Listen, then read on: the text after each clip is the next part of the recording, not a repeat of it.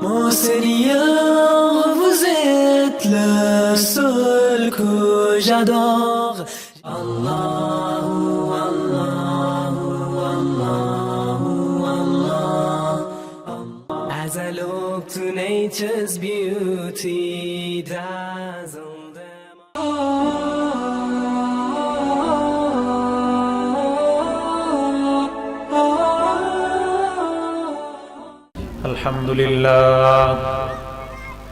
الحمد لله وكفى وسلام على عباده الذين اصطفى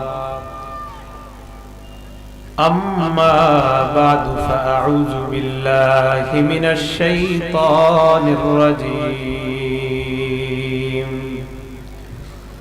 بسم الله الرحمن الرحيم لهم ما يشاءون فيها ولدينا مزيد وقال تعالى إن الذين آمنوا وعملوا الصالحات كانت لهم جنات الفردوس نزلا وقال تعالى وإذا قيل لهم آمنوا كما آمن الناس قالوا أنؤمن كما آمن السفهاء ألا إنهم هم السفهاء ولكن لا يعلمون وقال رسول الله صلى الله عليه وسلم أعددت لعبادي الصالحين ما لا عين رأت ولا أذن سمعت ولا خطر على قلب بشر أو كما قال عليه الصلاة والسلام اللهم صل على محمد وعلى آل محمد كما صليت على إبراهيم وعلى آل إبراهيم إنك حميد مجيد اللهم بارك على محمد وعلى آل محمد كما باركت على إبراهيم وعلى آل إبراهيم إنك حميد مجيد بلغ العلا بكماله كشف الدجى بجماله حسنت جميع خصاله صلوا عليه وآله سبحانك لا علم لنا إلا ما علمتنا إنك أنت العليم الحكيم বাইতুল কোরআন আল ইসলামিয়া কওমি মাদ্রাসার উদ্যোগে আয়োজিত দ্বিতীয় বার্ষিক ইসলামী মহাসম্মেলনের সম্মানিত সভাপতি সহ সভাপতি উপস্থিত হযরত উলামায়ে কেরাম সামনে উপবিষ্ট মুসলমান ভাইয়েরা পর্দার আড়ালে অবস্থানরত মা বোনেরা আল্লাহ পাক রব্বুল আলামিনের দরবারে সকলে আমরা শুকরিয়া আদায় করছি আমরা সকলে বলি আলহামদুলিল্লাহ আমি আপনাদের সামনে সূরা কফের 35 নম্বর আয়াতে কারিমা তেলাওয়াত করেছি এবং সূরা কাহফের 107 নম্বর আয়াতে কারিমা তেলাওয়াত করেছি এবং সূরা বাকারার একটা আয়াতে কারিমা তেলাওয়াত করলাম এই আয়াতের আলোকে আপনাদের সামনে আলোচনা করার চেষ্টা করব আল্লাহ তৌফিক দান করেন সকলে বলি আমিন প্রথম কথা আলোচনা শুরু করার আগে আপনারা আমি যখন খুতবা শেষ করলাম খুতবা শেষ করার পরে একটা দুরূদ শরীফ পড়ছি, আপনারা কি শুনছেন? এই দুরূদ শরীফটা আমরা কোথায় পড়ি? কোথায়? সবাই বলেন। তো আমি যখন পড়লাম আপনারা কেন পড়েন নাই আমি বলি নাই, তাই আমি যদি বলতাম আপনারাও পড়েন তাহলে পড়তেন, ঠিক না? বলেন, আমি বললে পড়তেন না। আমি না বলার কারণে আপনারা বেশিরভাগই পড়েন নাই, হয়তো দুই একজন পড়েছেন। আমি যদি সাল্লাল্লাহু বলে একটা টান দিতাম, আমি কি বলতে হইতো যে পড়েন? হ্যাঁ, আপনারা কিন্তু ঠিকই আমার সাথে পড়তেন, সাল্লাল্লাহু কইয়া টান দিতেন, যেটা বাপ দাদা থেকে শিখছেন। অথবা আল্লাহুম্মা সাল্লি আলা মুহাম্মদ কইয়া যে একটা টান দেয়, এই টানটা যদি আমি দিতাম তো আপনারা কিন্তু সবাই না বললেও টান দিতেন।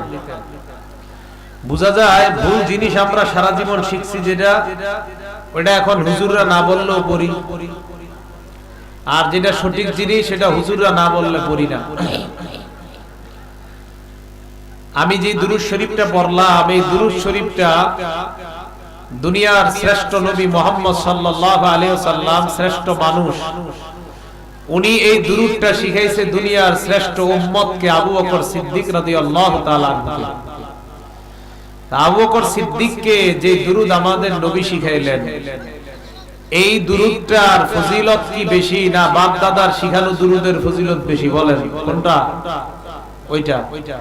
আর বাপ দাদার থেকে যেটা শিখছেন এটা বললে কোনো সওয়াব হবে এরকম কোনো প্রমাণ নাই, বানানো একটা কথা। বুঝা গেল ভুল জিনিসগুলা আমাদের সমাজে এমন ভাবে প্রচলিত, মানুষ না কইলেও এটা আমরা করতে রাজি। কথা কি বুঝে আসছে সবার?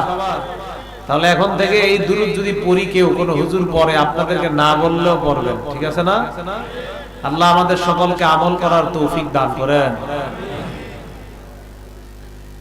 সূরা কফের 35 নাম্বার আয়াত, এই আয়াতে আমরা সরাসরি আলোচনায় ঢুকে যাই।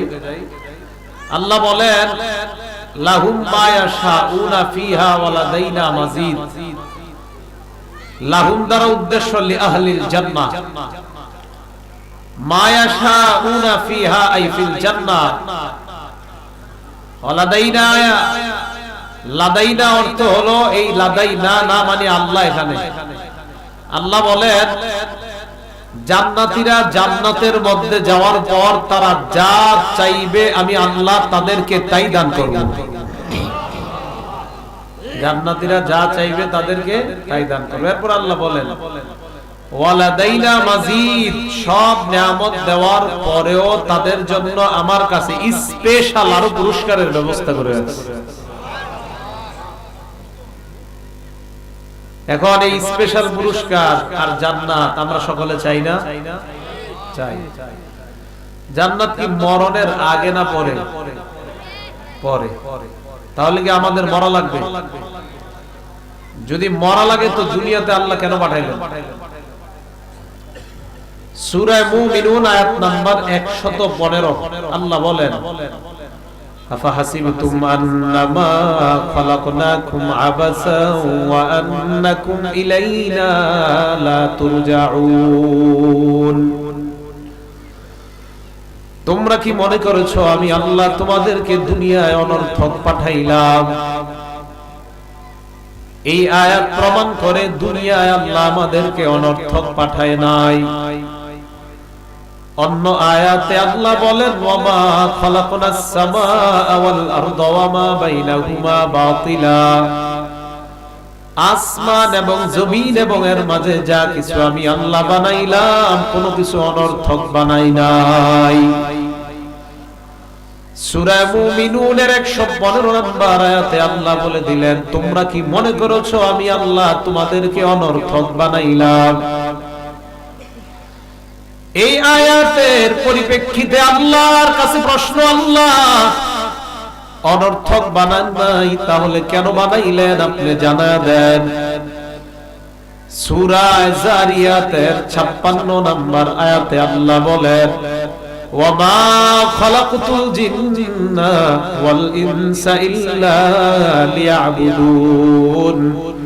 মানুষ এবং জিনকে বানাইলাম আমি আল্লাহর ইবাদত করার জন্য। তাহলে অনর্থক বানায় নাই আল্লাহ। প্রশ্ন কেন বানাইলেন জানায়া দিলেন ইবাদতের জন্য। তো বলেন তো এক নাম্বার প্রশ্ন কেন বানাইছে, জবাব দেন। দুই, এবার আল্লাহর কাছে প্রশ্ন, আল্লাহ ইবাদতের জন্য বানাইলেন, বুঝতে পারলাম কতদিন ইবাদত করব জানায়া দেন। সূরা হিজরের 99 নাম্বার আয়াতে আল্লাহ জানায়া দেন ওয়াবুদ রাব্বাকা হাত্তা ইয়াতিয়াকাল ইয়াকিন, মরণ আসা পর্যন্ত তুমি তোমার রবের ইবাদত করো। এক নাম্বার প্রশ্ন কেন বানাইলেন, আল্লাহ জবাব দিয়ে দেয় ইবাদত করার জন্য বানাইলাম। দুই নাম্বার প্রশ্ন কতদিন ইবাদত করব আল্লাহ তুমি জানা দাও। আল্লাহ জানা দেয় মরণ পর্যন্ত তুমি তোমার রবের ইবাদত করবা। তিন নাম্বার প্রশ্ন আল্লাহ তাহলে কি আমাদের মরণ হবে? সূরা আনকাবুতের 57 নাম্বার আয়াতে আল্লাহ জানা দেয় কুল্লু নাফসিন যায়িকাতুল মাউত, প্রত্যেকটা আত্মা বলতেই মরণের স্বাদ গ্রহণ করা লাগবে, কোনো সন্দেহ নাই। চার নাম্বার প্রশ্ন আল্লাহ আমি বাংলাদেশের সন্তান পলায়ন করে যদি আমি চীন দেশে চলে যাই, অন্য কোথাও চলে যাই, ওই পলায়নের মাধ্যমে মরা থেকে বাঁচার কোন রাস্তা আছে কিনা? সূরা আহজাবের 16 নম্বর আয়াতে আল্লাহ জানা দেয় কুল লাইয়ানফাকুমুল ফিরার, নবী আপনি বলেন লাইয়ানফাকুমুল ফিরার, মরণ থেকে যতই পলায়ন করো এই পলায়ন তোমাদের কোনো কাজে আসবে না, মরণ থেকে পালিয়ে কেউ বাঁচতে পারবে না। 5 নাম্বার প্রশ্ন আল্লাহ আমি যদি এমন একটা ঘরে আবদ্ধ হয়ে যাই যেই ঘরের মধ্যে পিপিলিকাও ঢোকার কোনো রাস্তা নাই, ওই ঘরে আজরাইল ঢুকতে পারবে কিনা? সূরা নিসার 78 নাম্বার আয়াতে আল্লাহ জানা দেয় আইনামা তাকুনু ইউদ্রিকুমুল মাউত ওয়ালাউ কুনতুম ফি বুরুজিম মুশাইয়াদা, যেখানেই থাকো মরণ তোমাদেরকে পাকড়াও করবে, কোনো সন্দেহ নাই। লোহার খাঁচাও যদি আবদ্ধ হয়ে যাও ওই জায়গায় মরণ তোমাকে পাকড়াও করবে, কোনো সন্দেহ নাই।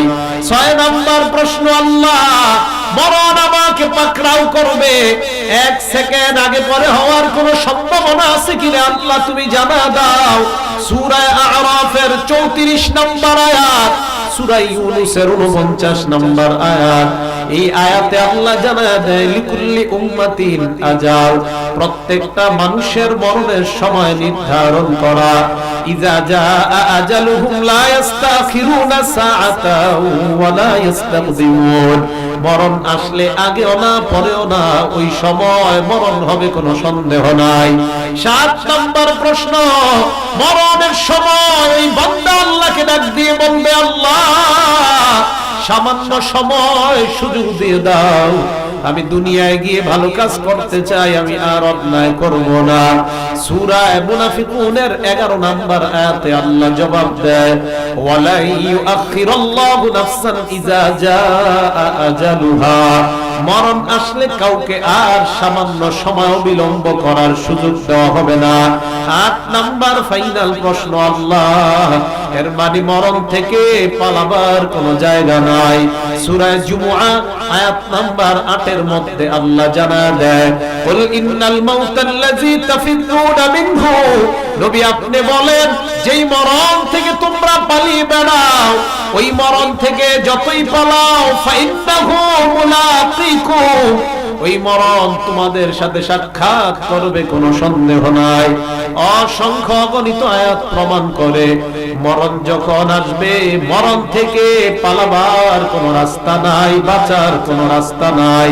এই ব্যাপারে সবাই একমত, মরণ থেকে যে বাঁচতে পারবো না, আস্তিক বলেন নাস্তিক বলেন সবাই এটা মানে মরণ একদিন হবে, কোনো সন্দেহ নাই। তাহলে মরণ হবে, এই কথা আমাদের বুঝে আসছে তো? এবার একটা হাদিস শোনাই, লম্বা হাদিস। রাসূল করিম সাল্লাল্লাহু আলাইহি সাল্লাম এক সাহাবার জানাজায় বের হলেন, সাহাবার জানাজা দিবেন। খরজনা মা রাসূলিল্লাহি সাল্লাল্লাহু আলাইহি ওয়াসাল্লাম ফি জানাজাতি রাজুলিন মিনাল আনসার, আল্লাহর নবীর সাথে আমরা এক জানাজার বের হলাম, সাহাবা হলেন আনসারী। আনসারী সাহাবার জানাজায় রওনা করার পর সাহাবার কবরটা যেই জায়গায় খনন করা হয় ওই কবরের পাশ দিয়ে আমরা রওনা করলাম। কবরটা খনন করা হয়েছে, কবরের মধ্যে এখনো লাশ দাফন করা হয় নাই। নবী কবর দেখার পর জালাসা হাওলাহু, কবরের পাশে আল্লাহর নবী বসে যায়। সাহাবারা বলেন জালাসনা, আমরাও নবীর সামনে বসে গেলাম। কান্না আলা রুউসিনা আত-তাইর, এমন শান্তভাবে নবীর সামনে বসলাম আমাদের মাথার উপর যদি পাখি বসে যায় আমরা টের পাবো না, এমন শান্তভাবে নবীর সামনে বসে রইলাম। মাথায় পাখি বসলো বুঝতে পারবো না, খুব ভালো করে বুঝবেন। তাহলে নবীজি এইভাবে বসা। এবার বর্ণনা আসছে নবীজির হাতে ফিয়াদিহি উদুন, নবীজির হাতে একটা লাঠি, দেখেন একটা লাঠি, ফিয়াদিহি উদুন, একটা লাঠি। ওই যে লাঠি, লাঠি সুন্নাহ, নবীর সুন্নাহ। তো নবীজির হাতে একটা লাঠি, লাঠি দিয়ে এমন করতেছে, ইয়ানকুতু বিহি ফিল আরদ, মাটির মধ্যে আঁকাআঁকি করতেছে নবী লাঠি দিয়ে। সাহাবারা নবীর দিকে তাকায়, নবীর দিকে তাকানোর পর নবী কোনো কিছু কয় না। সাহাবারা অবাক হয়ে তাকায় আর রইলেন, আল্লাহর নবী কেন কিছু বলে না। হঠাৎ নবী মাথা উপরের দিকে উঠাইলেন, উঠানোর পর আল্লাহ নবী সাহাবাদেরকে বললেন, হে সাহাবাদের দল, ইস্তাইযু বিল্লাহি মিন আযাবিল কবরি মাররাতাইনি আও সালাসা। নবী বললেন তোমরা কবরের আযাব থেকে আল্লাহর কাছে পানাহ চাও। কথাটা দুইবার অথবা তিনবার বললেন। কবরের আযাব থেকে পানাহ চাইতে বললেন।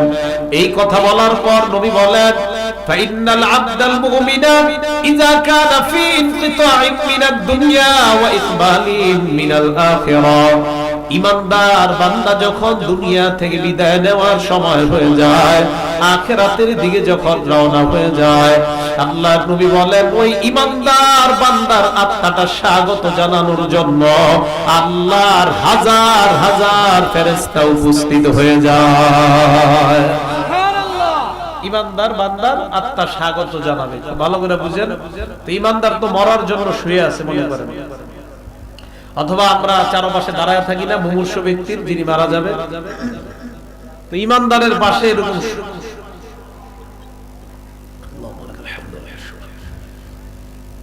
ঈমানদারের পাশে আয়েশা ফেরেশতারা যখন আসে, আসার পর নবীজি বলেন ঈমানদারের নজর যেই পরিমাণ যায় ওই পরিমাণ পর্যন্ত ফেরেশতারা দুইটা সারি হয়ে ওই পর্যন্ত তার সামনে বসে যায়। তো বসে অপেক্ষা করতেছে। ফেরেশতাদের কাছে আবার দুইটা জিনিস আছে। এক নাম্বার নবী বলেন মাহুম কাফনুম মিন আকফানিল জান্নাহ, ফেরেশতাদের কাছে জান্নাতের কাফনের কাপড়, ওয়া হানুতুম মিন হানুতিল জান্নাহ, জান্নাতের সুগন্ধি নিয়ে তারা উপস্থিত হয়ে যায়। হাজার হাজার ফেরেশতা বসা। সুম্মা ইয়াজিউ ইলাইহি মালাকুল মাউত, এরপর ওই ঈমানদারের সামনে মালাকুল মাউত উপস্থিত হয়ে যায়। মালাকুল মাউত কাকে বলে বলেন? কাকে কাকে বলে? আজরাইল নাকি? যখন দেখবেন আমি আপনাদেরকে কিছু বলাবো, বলাইলে বুঝবেন যে এটাতে কোনো ভুল আছে। কি আছে? ভুল আছে। কি নাম বললেন আপনারা? আজরাইল। আজরাইল সবার আত্মা নেয় নাকি? হ্যাঁ, যারা মারা যায় তাদের রূহ কি আজরাইলই নেয়? আরে আল্লাহ তো নেয়, ফেরেশতার মাধ্যমেই তো নেয়। তো নেয় কি আজরাইল সবাইগুলা? একসাথে যদি বাংলাদেশে 10 জন, একই সময় ইন্ডিয়াতে 10 জন মারা যায়, আজরাইল কোন 10 জনেরটা নিছে বলেন? সারা পৃথিবীতে মনে করেন একদিনে 100 জন লোক 100টা দেশে মারা গেছে একই সময়, আজরাইল কোনটা নিছে? সৌদি আরবের দ্বারা বাংলাদেশের দ্বারা? কিভাবে সম্ভব ব্যক্তি? হ্যাঁ, যাও এই ভুল থেকে বেঁচে থাকবেন এখন থেকে। হ্যাঁ, আজরাইল সবার আত্মা নেয়, এই ভুল থেকে বেঁচে থাকবেন। কি কয় হুজুরে আবার? আপনি এগুলো কি করেন? নতুন নতুন জন্মের পর থেকে শুনতেছি আজরাইল জান নেয়, আর আপনি আবার কি করেন? আজরাইল যদি জান নিত তো আল্লাহ কোরআনে ডাইরেক্ট আজরাইলের নাম কেন বলে নাই? দেখেন 25 নাম্বার 21 নাম্বার পারা 25 নাম্বার পৃষ্ঠা খুলেন, কি কয় আল্লাহ দেখেন। قل يتوفاكم ملك الموت الذي وكل بكم ثم إلى ربكم ترجعون قل يتوفاكم ملك الموت নবী আপনি বলেন তোমাদের মরণ দেয় মালাকুল মাউত আজরাইলের নাম আল্লাহ কেন বলে নাই? কোরআনের মধ্যে জিবরিলের নাম আল্লাহ বলেছেন, মিকাইলের নাম আল্লাহ বলেছেন, কিন্তু আজরাইলের নামটা ডাইরেক্ট কেন আল্লাহ বলে নাই? মালাকুল মাউত আল্লাহ কেন বললেন? আল্লাহ বলেন আল্লাযী মুক্কিলা বিকুম, যেই মালাকুল মাউত তোমার জন্য নির্ধারণ করা হয়েছে তোমার আত্মা নেওয়ার জন্য, ওই মালাকুল মাউতই তোমার আত্মা নিবে। এই আয়াত প্রমাণ করে মৃত্যুর ফেরেশতাদের মধ্যে যিনি প্রধান তিনি হলেন আজরাইল। এই আজরাইলের অধীনে লক্ষ লক্ষ ফেরেশতা কাজ করে। আজরাইল যখন মন চায়, যে এলাকায় মন চায়, ওই এলাকায় দায়িত্বশীল ফেরেশতাদেরকে পাঠায় দেয়। এই জন্য মালাকুল মউতের কথা হাদিসে নবী বলেন, আল্লাহ কোরআনেও বলছেন, কোথাও আজরাইল শব্দটা আল্লাহ ডাইরেক্ট কোরআনে বলে নাই, কারণ আল্লাহ তো জানে আজরাইলের অধীনে লক্ষ লক্ষ ফেরেশতা কাজ করে আত্মা নেওয়ার জন্য। আর সর্বশেষ যিনি মারা যাবে তিনি আজরাইল, এতে কোনো সন্দেহ নাই। মালাকুল মউত যখন ইমানদারের সামনে এসে যায়, হাজার হাজার ফেরেশতারা বসা, মালাকুল মউত ইমানদারের মাথার কাছে এসে যায়। মাথার কাছে আসার পর ইমানদারের আত্মাকে ডাক দিয়ে বলে, আইয়াতুহান নাফসুল হামিদা, হে প্রশংসনীয় আত্মা, উখরুজি ইলা রাব্বির রাদিন আনকি গায়রি গদবান, তুমি বের হয়ে যাও এমন এক রব, এমন এক আল্লাহর দিকে বের হও, যে আল্লাহ তোমার জিন্দেগীর সব গুনাহগুলো মাফ করে দিয়েছেন। শুধু তাই নয়, ওই আল্লাহ তোমার উপর সন্তুষ্ট হয়ে গেছেন। মালাকুল মউত যখন তার আত্মাটা বের করে, আল্লাহর নবী বলেন, একটা পাত্রের পানি যখন আপনি ফেলে দেন, এই পানির সর্বশেষ ফোঁটাটা যেমন আস্তে আস্তে বের হয়, কলসের পানি যদি ফেলে দেন, কলসের পানির শেষ ফোঁটা যেইভাবে আস্তে আস্তে বের হয়, আল্লাহর নবী বলেন ইমানদারের আত্মাটা ওইভাবে আস্তে আস্তে মালাকুল মাউত বের করে নেয়, যেন ইমানদারের কোনো কষ্ট না হয়। আত্মা বের করার পর সামনে হাজার হাজার ফেরেশতারা, ওই ফেরেশতারা ডাক দিয়ে বলে, মালাকুল মউত, আমাদের এই কাফনের কাপড়ের মধ্যে ইমানদারের আত্মাটা দিয়ে দাও। হাজার হাজার ফেরেশতারা ওই কাফনের কাপড়ের মধ্যে ইমানদারের আত্মাটা নেয়। আত্মা নেওয়ার পর এবার ওই আত্মাটা পেঁচায়, সুগন্ধি লাগায়। লাগানোর পর নবী বলেন, ফায়াসআদুনা বিহা ইলাস সামা, ওই আত্মা নিয়ে ফেরেশতারা আল্লাহর আসমানের দিকে রওনা হয়ে যায়। আসমানের দিকে যখন রওনা হয়, হাজার হাজার ফেরেশতারা প্রশ্ন করে, ফেরেশতাদের দল, কোথায় যাও, কার আত্মা নিয়ে যাও? ওই ফেরেশতারা জবাব দেয়, এটা অমুকের সন্তান, অমুকের আত্মা, জেলখানার এলাকা, অমুকের সন্তান, অমুকের আত্মা নিয়ে আসমানের দিকে রওনা করলাম। প্রশ্ন করে, তোমরা কিভাবে বুঝলা? অন্যান্য ফেরেশতারা জবাব দেয়, এই আত্মা থেকে এমন একটা সুগন্ধ বের হয়েছে, ওই সুগন্ধিটা আমাদের সব ফেরেশতাদের নাক আল্লাহ সুরভিত করে দেয়। ইমানদারের আত্মা নিয়ে যখন প্রথম আসমানের কাছে যায়, প্রথম আসমানের কাছে যাওয়ার পর ফায়াস্তাফতিহুনা বিহা, প্রথম আসমানের দায়িত্বশীল ফেরেশতা যিনি, তার কাছে অনুমতি চায় আসমানে প্রবেশ করার জন্য। মনে রাখবেন, প্রথম আসমানের দায়িত্বশীল ফেরেশতার নাম ইসমাঈল। বলেন, প্রথম আসমানের ফেরেশতার নাম কি? ইসমাঈল। এই ইসমাঈলের অধীনে আবার 12,000 ফেরেশতা। ইসমাঈলের অধীনে কয় হাজার? তো এটা বেশি হইল কি? প্রথম আসমানে দায়িত্বশীল ফেরেশতার নাম কি বলেন? ইসমাঈলের অধীনে কয় হাজার? তো এটা বেশি হইল। ওই 12,000-এর প্রত্যেকের অধীনে আবার 1 লাখ। এবার ঠিক আছে? হ্যাঁ, প্রথম আসমানের দায়িত্বশীল ফেরেশতার নাম কি? ইসমাঈলের অধীনে কয় হাজার? এই 12,000-এর প্রত্যেকের অধীনে আবার 1 লাখ। 1 লাখ। তাহলে এবার হিসাব দিবেন কয় লাখ? আর বেশি হবে। যা পরে হিসাব করি। তো এই প্রথম আসমানে যাওয়ার পর দায়িত্বশীল ফেরেশতার কাছে অনুমতি চায়। ঈমানদারের আত্মা নিয়ে যখন প্রথম আসমানে যায়, যত ফেরেশতাদের সামনে দিয়ে ওই আত্মা বহন করে প্রথম আসমান ভেদ করে যে দ্বিতীয় আসমানের কাছে যায়, এই দ্বিতীয় আসমানে যাওয়ার আগে যত ফেরেশতা, সব ফেরেশতা ওই আত্মাকে স্বাগত জানায়। আত্মা দ্বিতীয় আসমান, তৃতীয় আসমান, চতুর্থ আসমান, এইভাবে সপ্তম আসমানের উপরে চলে যায়। 7 আসমানের উপর যাওয়ার পর আল্লাহ ডাক দিয়ে বলে, ফেরেশতাদের দল, আমার বান্দার আত্মা নিয়ে আসছো, ভালো কথা। আমার বান্দার আমলনামা উপরে একটা জগৎ আছে ইল্লিয়িন, ওই ইল্লিয়িনের মধ্যে আমার ঈমানদার বান্দার আমলনামা তোমরা লিপিবদ্ধ করে দাও। ইল্লিয়িনের মধ্যে আমলনামা রাখার পর তাহলে 3টা বিষয় আমরা বুঝলাম। 1 নাম্বার ঈমানদারের আমলনামা, 2 নাম্বার ঈমানদারের আত্মা, 3 নাম্বার ঈমানদারের দেহ। ঈমানদারের দেহ দুনিয়াতে, আত্মা 7 আসমানের উপর, ঈমানদারের আমলনামা ইল্লিয়িনের মধ্যে। বুঝবেন, ঈমানদারের আমলনামাটা ইল্লিয়িনের মধ্যে, আত্মাটা 7 আসমানের উপর, দেহটা কোথায়? দেহ আমরা কি করি? দাফন করি। তাহলে দেহ দাফন করে দিলাম, বাকি রইল 2টা, আমলনামা আর আত্মা। আমলনামা গেল কোথায়? ইল্লিয়িনে। বলেন সবাই, সবাই বলেন ইল্লিয়িন, বলেন ইল্লিয়িন। তাহলে ইল্লিয়িনে আমলনামা, কবরে দেহ, বাকি রইল আত্মা। আত্মা কই আছে? 7 আসমানের উপর। আল্লাহ ডাক দিয়ে কয়, ফেরেশতারা যাও, আত্মা নিয়ে আমার ঈমানদার বান্দার কবরে তার দেহের মধ্যে ঢুকিয়ে দাও। আত্মা তার কবরে আসার পর, তার দেহে ঢুকানোর পর, ফায়াতিয়ানিহি মালাকান, 2 জন ফেরেশতা তার কাছে আসে। আসার পর ফায়ুজলিসানিহি, তাকে বসায়। বসানোর পর ফায়াসআলানিহি, তাকে প্রশ্ন করে। 1 নাম্বার প্রশ্ন, মার রব্বুকা, তোমার রব কে? জবাব দাও। ঈমানদার জবাব দেয়, রব্বি আল্লাহ। জোরে বলেন আমাদের রব কে? আরো জোরে বলেন আমাদের রব কে? ঈমানদার জবাব দেয়, আমার রব হলেন আল্লাহ। 2 নাম্বার প্রশ্ন, মা দীনুকা, তোমার ধর্ম কি? ঈমানদার জবাব দেয়, দীনিয়াল ইসলাম, আমার ধর্ম হলো।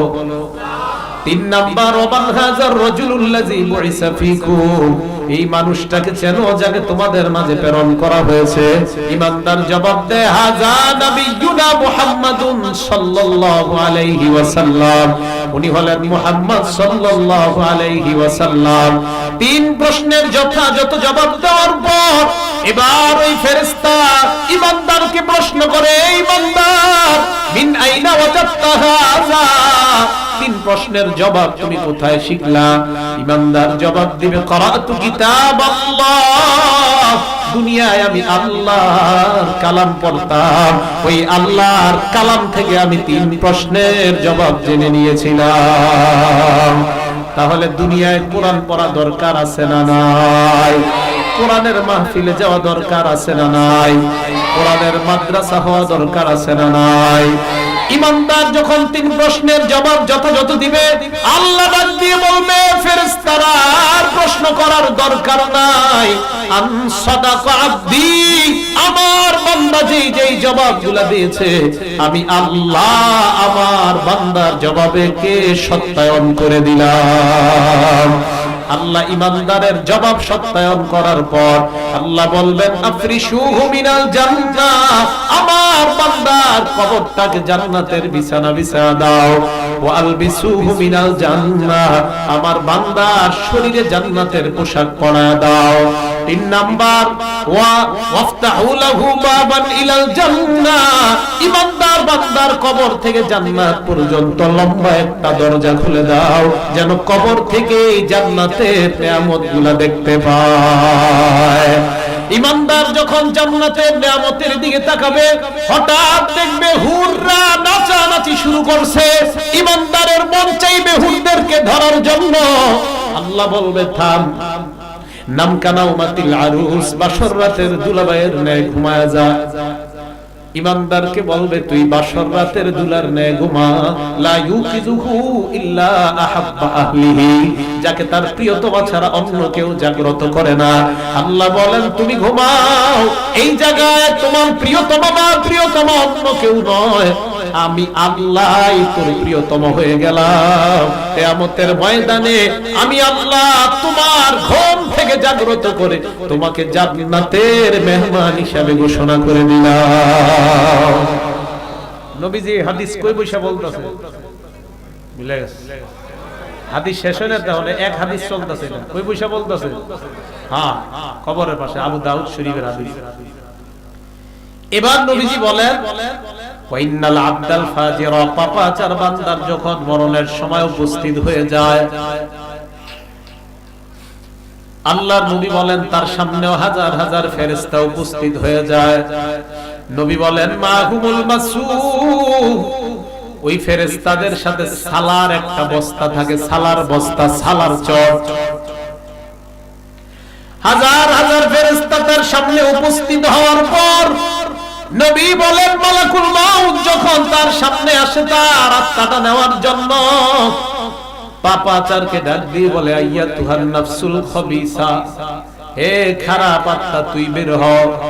ওই আত্মাটা যখন বের হয় নবী বলেন কাঁটা দিয়ে শরীরের মধ্যে আঘাত করলে পশমের গোড়ায় গোড়ায় যেমন আঘাত হবে, ওই বান্দার শরীর থেকে, ইমানদারের শরীর থেকে যেইভাবে আত্মাটা বের হয়েছিল কত আরামের সাথে, পাপাচার বান্দার আত্মাটা মনে হবে পশমের গোড়ায় গোড়ায় কে যেন আঘাত করতেছে।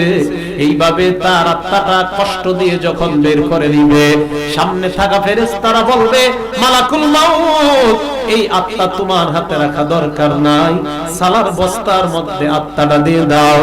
আত্মা সালার বস্তায় দেওয়ার পর ফায়াসআদুনা বিহা ইলাস সামা, ওই আত্মা নিয়ে ফেরেশতারাও রওনা করবে আসমানের দিকে। যখন রওনা করবে অন্যান্য ফেরেশতারা বলবে কার আত্মা নাও, গন্ধে আর টিকতেছি না, এই খারাপ গন্ধ আর বরদাস্ত হয় না। কিভাবে তোমরা বুঝলা? এই আত্মার গন্ধ পুরা দুনিয়ার ফেরেশতাদের নাকটাকে খারাপ বানায়া দিছে, তাড়াতাড়ি সরাও। প্রথম আসমানের কাছে যাওয়ার পর আল্লাহ বলবে এই আত্মা আসমানে আনাই কোনো দরকার নাই। উক্তুবু কিতাবা আব্দি ফি সিজ্জিন, এই বান্দার আমলনামা সাত জমিনের নিচে ভয়ঙ্কর একটা জেলখানা, সিজ্জিন নামক জেলখানার মধ্যে লিপিবদ্ধ করে দাও। আর তার আমলনামা লিপিবদ্ধ করার পর আল্লাহ বলবে যাও অমুক গ্রামে যেই জায়গায় তাকে দাফন করা হয়েছে তার দেহের মধ্যে আত্মাটা ঢুকায় দাও। আত্মা তার দেহে ঢুকানোর পর ফায়াতিয়ানিহি মালাকান, দুইজন ফেরেশতা আসবে। আসার পর যখন তার সামনে উপস্থিত হবে, তাফসীরের কিতাবে আসছে ওই দুই ফেরেশতার দিকে যখন তাকাবে, তাকায় দেখবে তাদের মাথার চুলগুলা পায়ের মধ্যে পড়ছে। বড় ভয়ঙ্কর অবস্থায় দেখা যায়। এক বর্ণনায় আমি পাইলাম এক একটা চোখ 12টা চোখের মতো মনে হবে, বড় বড় ভয়ঙ্কর চক্ষু। দুই চক্ষুগুলা এত ভয়ঙ্কর, এই চোখের দিকে তাকানোর পর ওই ফেরেশতারা তাকে বলবে মার রব্বুকা, তোমার রবকে জবাব দাও। বান্দা জবাব দিবে হা হা লা আদরি, এই প্রশ্নের জবাব আমার জানা নাই। 2 নাম্বার প্রশ্ন তোমার ধর্ম কি, জবাব দিবে হা হা লা আদরি, জবাব জানা নাই। 3 নাম্বার প্রশ্ন তোমার কাছে যেই নবী আসছে তাকে চেনো কিনা, জবাব দিবে না না আমার জানা নাই। আল্লাহ ডাক দিয়ে বলবে আন কাযাবা আব্দি, আমার বান্দা যা বলছে সব মিথ্যা। এবার আল্লাহ বলবে আফরিশুহু মিনান নার, তার কবরটায় জাহান্নামের বিছানা বিছায়া দাও। ওয়ালবিসুহু মিনান নার, তার শরীরের মধ্যে জাহান্নামের পোশাক পরা দাও। ওয়াফতাহু লাহু বাবান ইলান নার, তার কবর থেকে জাহান্নাম পর্যন্ত দরজা খুলে দাও। জাহান্নামের দরজা খোলার পর জাহান্নামের গরম যখন তার কবরে আসবে, আল্লাহ বলেন লাহুম মিন জাহান্নামা মিহাদ ওয়া মিন ফাওকিহিম গাওয়াশ, ওই বান্দা তাকায় দেখবে নিচে আগুনের বিছানা, উপরে তাকায় দেখবে আগুনের ছাদ, চারপাশটায় তাকায় দেখবে আগুন আর আগুন, ভয়ঙ্কর আগুন। এক হাদিসে আসছে যারা নামাজ না পড়ে কবর যাওয়ার পর তাদের শাস্তি হবে ভয়ঙ্কর 3টা। 1 নাম্বার ইয়াদিকুল কবরু আলাইহি হাত্তা তাখতালিফা আযলাউহু, কবর এমন যাবে, তাকে চাপ মারবে, তার শরীরের হাড্ডিগুলা একটার একটার মধ্যে ঢুকে যাবে। 2 নাম্বার ওয়ায়ুকাদু আলাইহি ফিল কবরি নার, তার কবরের মধ্যে আগুন জ্বালায়া দেওয়া হবে। 3 নাম্বার ওয়ায়ুসাল্লাতু আলাইহি ফিল কবরি সুবান, তার কবরের মধ্যে বিশাল বড় একটা অজগর সাপ দেওয়া হবে। সাপটা কত বড়? নবী বলেন আইনাহু মিনান নার, ওই সাপের চোখ হবে আগুনের চোখ, ওয়াসফারুহু মিন হাদিদ, সাপের মুখগুলো হবে লোহার লোহার নখ। হাবিব বলেন সাপটা কত বড়? একটা নখের এক পাশ থেকে তুমি আরেক পাশ যাইতে তোমার একদিন সময় লাগবে। এবার চিন্তা করো সাপটা কত বড়। আল্লাহর নবীর হাদিস দ্বারা বোঝা যায় ওই বান্দা যখন কবরে থাকবে আর চিৎকার দিবে, চারদিকে তাকায় দেখবে আগুন আর আগুন। হঠাৎ দেখবে তার পাশে একজন বিশাল বড় একটা ডান্ডা নিয়ে দাঁড়ায় আছে। এবার তাকে আঘাত করা হবে। আঘাতের পর নবী বলেন ইয়াসিহু সাইহাতান, এমন জোরে একটা চিৎকার মারবে, ইয়াসমাউহা কুল্লু শাইইন ইল্লা সাকালাইন, দুনিয়ার জিনার মানুষ ছাড়া তার চিৎকারের আওয়াজ সব হাইওয়ান জানোয়ার শুনতে পাবে। এই জন্য মুফতিরা বলেন গোরস্থানে গরু ছাগল বাঁধা ঠিক না, কারণ গরু ছাগল গোরস্থানে বাঁধলে ওই গোরস্থানে যদি আযাব হয় গরু ছাগল লাফালাফি শুরু করে দেয়। কারণ দুনিয়ার মানুষ আর জিন ছাড়া কবরের আযাব সবাই বুঝতে পারে। তাই নবী কবরের সামনে বসে বললেন সাহাবাদের দল, এই কবরের আযাব থেকে তোমরা আল্লাহর কাছে পানাহ চাও। কেন নবী এই কথা বললেন? অন্য বর্ণনায় বলেন ফাইন্না জামিনহু ফামা বাদাহু আইসার, আল্লাহর নবী বলেন কবর থেকে যদি রেহাই পেয়ে যাও এর পরের ঘাটিগুলা তোমার জন্য আল্লাহ একদম পানির মতো সহজ বানায়া দিবেন। কবরের যদি অবস্থা সঠিক হয়, সহজ হয়, পরের অবস্থাগুলো আবার আপনার জন্য একদম সহজ, একদম সহজ। নবী বলেন ফাইন লাম ইয়ানজু মিনহু ফামা বাদাহু আশা, আর যদি কবর থেকে রেহাই না পায় তো পরের অবস্থাগুলো হবে তার ভয়ঙ্কর। এই জন্য কবর আমাকে আপনাকে ডাক দিয়ে বলে আনা বাইতুদ দুদ, আমি পোকামাকড়ের ঘর। আমাকে আপনাকে কবর ডাক দিয়ে বলে আনা বাইতুল ওয়াহদা, আমি একাকিত্বের ঘর। আমার কাছে আসার আগে চিন্তা ভাবনা করে আসবা।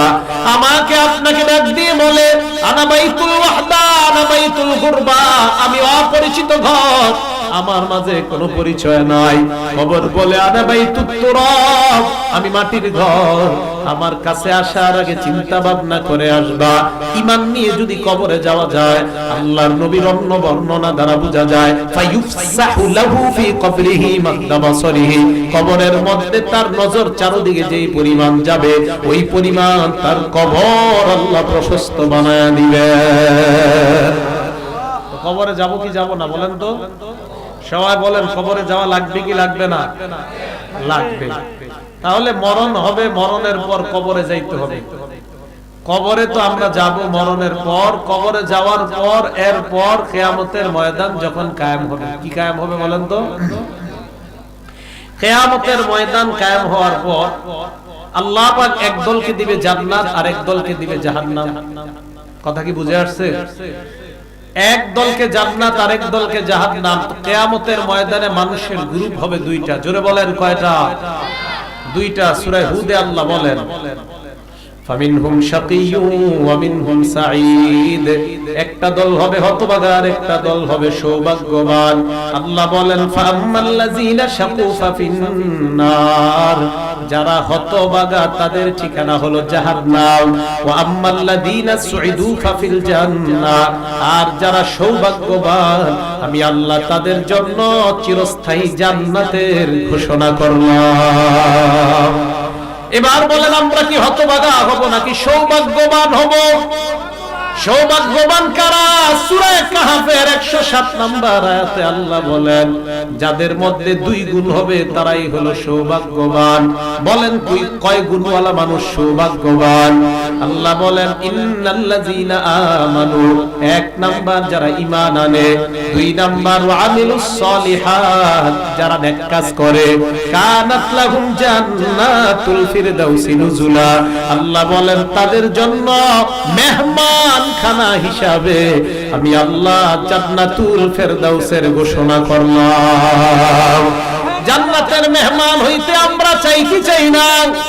জান্নাতের মেহমান হওয়ার পর জান্নাতের মেজবান কে হবে?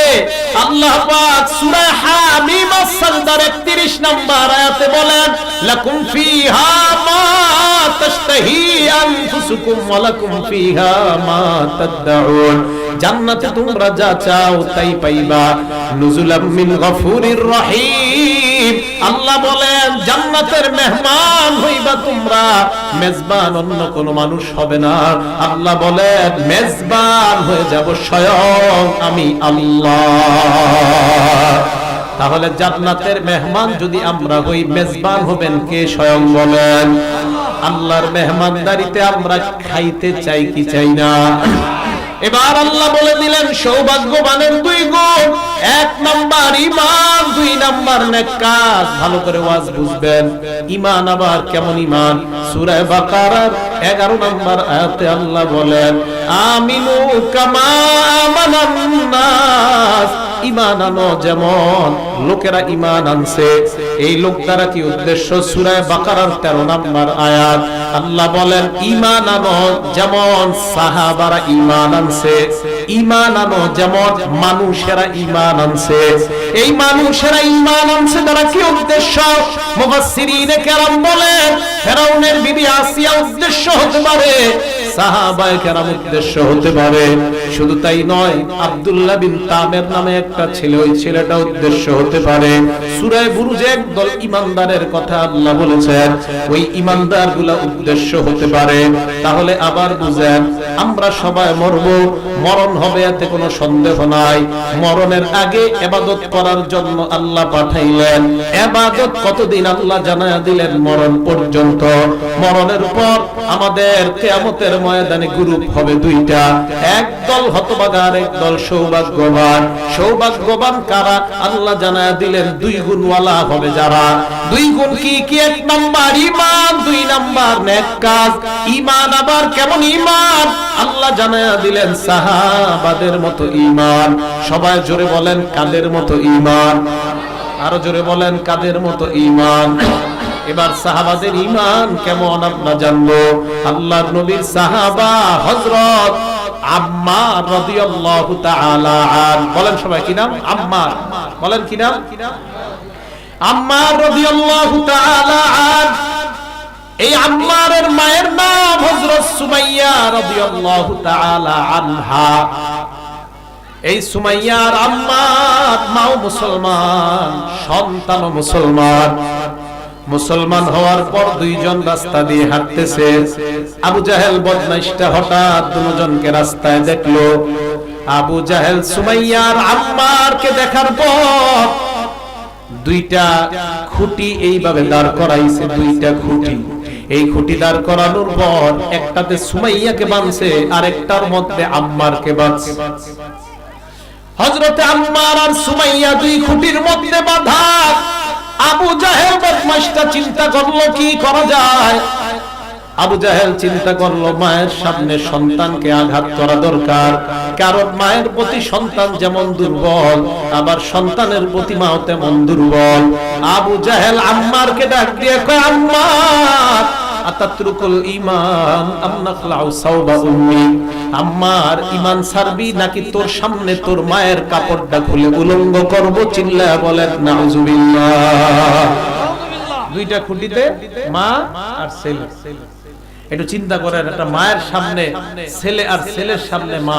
ছেলের সামনে যদি মায়ের কাপড় খোলা হয় তাহলে একটা ছেলে কি সহ্য করতে পারে এটা? আম্মার মাথাটা নিচের দিকে দিয়ে রাখছে। আবু জাহেল কয়, আম্মার ঈমান ছাড়বি নাকি তোর মাকে তোর সামনে উলঙ্গ করব? হযরতে সুমাইয়া আম্মারকে ডাক দিয়ে কয়, আম্মার মা ওয়ালাদতু ওয়ালাদান ইয়াতরুকুল ঈমান আমামা কাফির। আমি এমন সন্তান জন্ম দেই নাই যেই সন্তান কোন বেঈমানের সামনে ঈমান ছেড়ে দিতে পারে। আল্লাহু আকবার। আমি এমন সন্তান জন্ম দেই নাই যেই সন্তান কোন বেঈমানের সামনে ঈমান ছেড়ে দিতে পারে।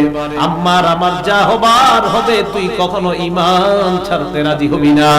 এই কথা বলার পর আবু জাহেল ইশারা করছে অথবা নিজে গিয়ে সন্তানের সামনে মায়ের কাপড়টা খুলে ফেলছে। সুমাইয়ার কাপড় খুলে দেওয়ার পর আম্মার মাথার নিচের দিকে দিয়ে রাখছে, আর চিন্তা করতেছে হয়তো আরে মাটি যদি ফাঁকা হয়ে যেত, মাটির নিচে চলে যেতাম এমন দৃশ্য দেখার আগে। আবু জাহেল বদমাশ কয়, আম্মা ঈমান ছাড়বি নাকি আরো ভয়ঙ্কর কিছু দেখবি? সুমাইয়া ওই অবস্থায় কয়, আম্মা আমার যা হবার হবে, সাবধান, ঈমান কখনো তুই ছাড়বি না। আবু জাহেল একটা বর্ষা আনছে, বর্ষা আনার পর নিজে অথবা কাউকে ইঙ্গিত করে সুমাইয়ার লজ্জাস্থানে বর্ষা দিয়ে এলোপাতাড়ি আঘাত করা শুরু করছে। সুমাইয়ার লজ্জাস্থান থেকে রক্ত বের হয়ে রাস্তাটা রঞ্জিত হয়ে যায়। ওই মুহূর্তে সুমাইয়া শহীদা হয়ে যাবে, শহীদা হয়ে যাবে, একটু পরেই শাহাদাত বরণ করবে। আম্মারকে ডাক দিয়ে কয়, আম্মা আমার যা হবার হবে, সাবধান সাবধান, আমি মনে হয় শাহাদাতের পানি পান করতে গেলাম, সাবধান সন্তান, বেঈমানের কথায় কোনদিন ঈমান ছাড়বি না। এই কথা বলার পর হযরতে সুমাইয়া শাহাদাত বরণ করলেন। আল্লাহ বলেন, আমিনু কামা আমানান নাস, ঈমান আনো এই মানুষগুলার মতো ঈমান, যে মানুষগুলা কঠিন আঘাতের সামনে ঈমান ছাড়ে নাই। এই আয়াতের ব্যাখ্যায় অন্যান্য সাহাবা যারা ঈমানের জন্য জীবন উৎসর্গ করেছেন তারা উদ্দেশ্য হবে। আল্লাহর নবীর একজন সাহাবা নাম হযরত সাফিনা রাদিয়াল্লাহু তাআলা আন। সাফিনা শব্দের অর্থ পানির জাহাজ। এই সাহাবাকে সাফিনা কেন বলা হয়? সাহাবারা যখন জিহাদের ময়দানে রওনা করতেন, যারা তাদের মাল সামানাগুলো বহন করতে কষ্ট হতো, হযরতে সাফিনা বলতেন, তোমরা যারা মাল সামানা নিতে কষ্ট হয়, তোমাদের মাল সামানাগুলো আমার কাছে দিবা, আমি বহন করব। হযরতে সাফিনা যখন অনেক মাল তার কাঁধের মধ্যে নিয়ে রওনা করতেন, আল্লাহর নবী ডাক দিয়ে বলতেন, সর্বনাশ, সাফিনা তো চলে পানির মধ্যে। সাফিনা শব্দের অর্থ জাহাজ। আল্লাহর নবী কয়, আমার সাফিনা দেখি মাটির উপরেই চলে। আল্লাহর নবী কয়, আমার সাফিনা দেখি মাটির উপর চলে। এর মানে নবী বুঝায় মাল বুঝাই করা জাহাজ চলে পানির উপর, আর দুনিয়াতে দেখি আমার মাল বুঝাই করা জাহাজ মাটির উপরে চলে। হযরতে সাফিনা সাহাবাদেরকে বললেন, আমার নবী আমাকে কি বলল? সাহাবারা কয়, তোমাকে সাফিনা বলছে।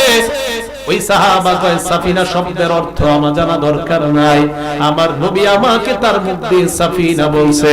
আমার আসল নাম তোমরা ভুলে যাও, কোথাও আমার আসল নামটা লিখবা না, কিয়ামত পর্যন্ত যেন মানুষ আমার নবীর দেওয়া এই নামে আমাকে স্মরণ করে নেয়। এই জন্য ওনার নাম হযরত সাফিনা। আফ্রিকার জঙ্গলে গিয়েছে সাহাবারা, জঙ্গলে ঢোকার পর ওই সাফিনা মাল বুঝাই করার কারণে আস্তে আস্তে দেরি হয়ে যায়, সন্ধ্যা ঘনিয়ে যায়। রাস্তা দিয়ে যাইতে যাইতে হঠাৎ বনের দিকে যখন রওনা করলেন, বনের সামনে একটা বাঘ তার সামনে পড়ছে। রিওয়ায়াতে আসছে, আদরাকাহু যিবু, একটা নেকড়ে বাঘ তার সামনে আসছে। আসার পর তার উপর আক্রমণ করতে চায়। হযরত সাফিনা বাঘকে ডাক দিয়ে বলে, আইয়ুহা যিবু, হে নেকড়ে বাঘ, আমার উপর আক্রমণ করার আগে আমার কথা কান পেতে শোনো, আমি দুনিয়ার সাধারণ কোন মানুষ না, ইন্নী মিন আসহাবি মুহাম্মাদিন সাল্লাল্লাহু আলাইহি ওয়াসাল্লাম, আমি আল্লাহর নবীর একজন সাহাবা।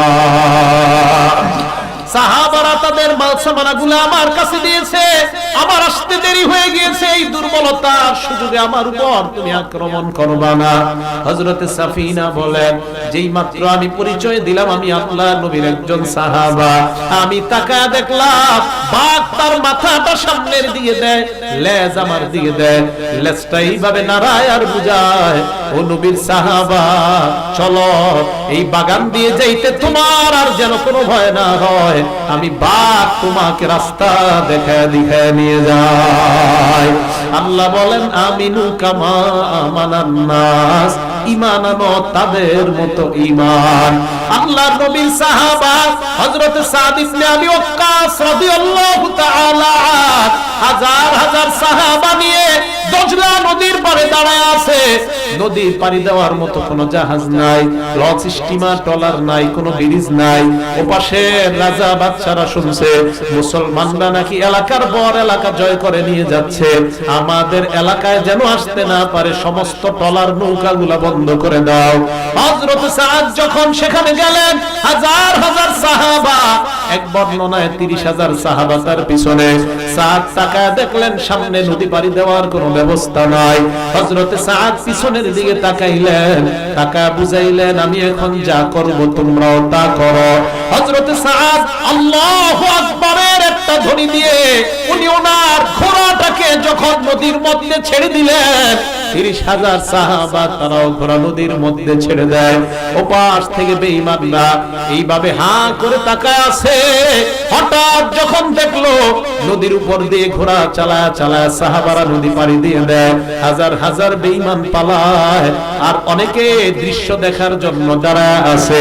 হযরত সাদ তাদের কাছে যাওয়ার পর সাদ বললেন, একদল পলায়ন করলো, তোমরা কেন পলায়ন করো না?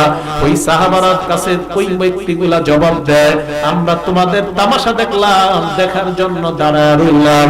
ভাই কি দেখছো বলো? ভাই তোমরা যখন ঘোড়া চালায় আসলা আমরা তাকায় দেখলাম মরুভূমির উপর ঘোড়া চললে ঘোড়ার পায়ের নিচ থেকে যেমন বালু উঠতে দেখা যায়, আমরা নদীর মাঝখানে দেখলাম তোমাদের ঘোড়ার পায়ের নিচ থেকে বালু উঠতে দেখা যায়।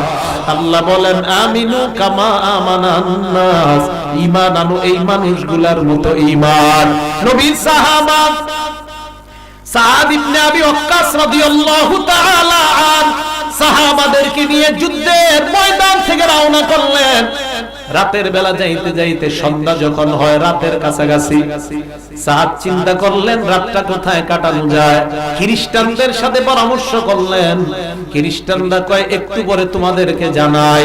খ্রিস্টানরা আপোষের মধ্যে পরামর্শ করে আর বলা বলি করতে লাগলো, মুসলমানদের সাথে এখন আর পারা যায় না, এক কাজ করি চল, এদের সাথে তো আমরা নিজেরা ব্যক্তিগতভাবে পারি না, আজকে রাতে তাদেরকে ফান্দে ফালায়া অন্তত বাঘের খোরাক বানায় দেই। খ্রিস্টানরা কয় কি উপায়? কয় চলো তাদেরকে পরামর্শ দিয়ে দেই, সামনে সুন্দর একটা বাগান, ওই বাগানের মধ্যে যেন তারা রাত কাটায়। আসলে ওটা বাগান না, ওটা হলো আফ্রিকার বড় জঙ্গল। সাহাবাদের কাছে আসছে, আসার পর খ্রিস্টানরা কয় এ মুসলমান সম্প্রদায়, আমরা পরামর্শ করলাম তোমাদেরকে যদি ভালো একটা জায়গা দেই সেখানেই তোমরা থাকবা। হ্যাঁ হ্যাঁ বলেন কোথায় থাকবো? আজ রাত তোমরা ওই জঙ্গলের মধ্যে সামনে একটা সুন্দর বাগান, ওই বাগানের মধ্যে তোমরা রাতটা কাটাও। এই কথা বলার পর সাহাবারা যখন ওই জঙ্গলে ঢুকলেন, জঙ্গলে ঢুকার পর সামনের দিকে হাঁটতেছে, হঠাৎ যাইতে যাইতে মাঝখানে যখন যায়, যাওয়ার পর দেখে এদিক সেদিক বাঘ ভাল্লুক দেখা যায়। একজন আর একজনকে কয় সর্বনাশ, আমগরে তো ফুলের বাগানে পাঠায় নাই, জমের বাগানে পাঠাইছে। হযরত সাদের কানে কানে সংবাদ চলে যায়। সাদ কয় কোনো কথা নাই, সামনের দিকে চলো। আল্লাহু আকবার। হযরত সাদ বাগানের মিডল পয়েন্টে যাওয়ার পর যেই জায়গায় রাতের বেলা থাকবে, সাদ বললেন একটা স্টেজ বানাও। সাহাবারা মনে করলেন আমির সাহেব মনে হয় আমাদের সামনে ভাষণ দিবে। স্টেজ বানায়, বানানোর পর স্টেজের উপর হযরত সাদ ইবনে আবি ওয়াক্কাস দাঁড়াইলেন। দাঁড়ানোর পর হযরত সাদ ভাষণ দিলেন, আইয়াতুহাল হাশারাত, আরেক বর্ণনা ইয়া সিবা আল গাবা, হে বনের যত হিংস্র প্রাণী তোমরা, ইসতামিউ লিকাউলি, আমার কথা কান পেতে শোনার জন্য মনোযোগী হয়ে যাও। চিন্তা করেন, বাঘের খাঁচায় ঢুইকা বাঘের কয় আমার কথা তোমরা শোনো। হযরত সাদ বলেন, আমরা দুনিয়ার সাধারণ কোন মানুষ নই, নাহনু আসহাবু মুহাম্মাদিন সাল্লাল্লাহু আলাইহি ওয়াসাল্লাম, আমরা আল্লাহ নবীর একদল সাহাবা। ফাইন্না নাজিলুনা ফিহা, এই জায়গায় আমরা রাতের বেলা অবস্থান করব। উখরুজু মিন হাযিহিল গাবা, আমার অর্ডার পাওয়ার সাথে সাথে বন ছেড়ে তোমরা পলায়ন করো।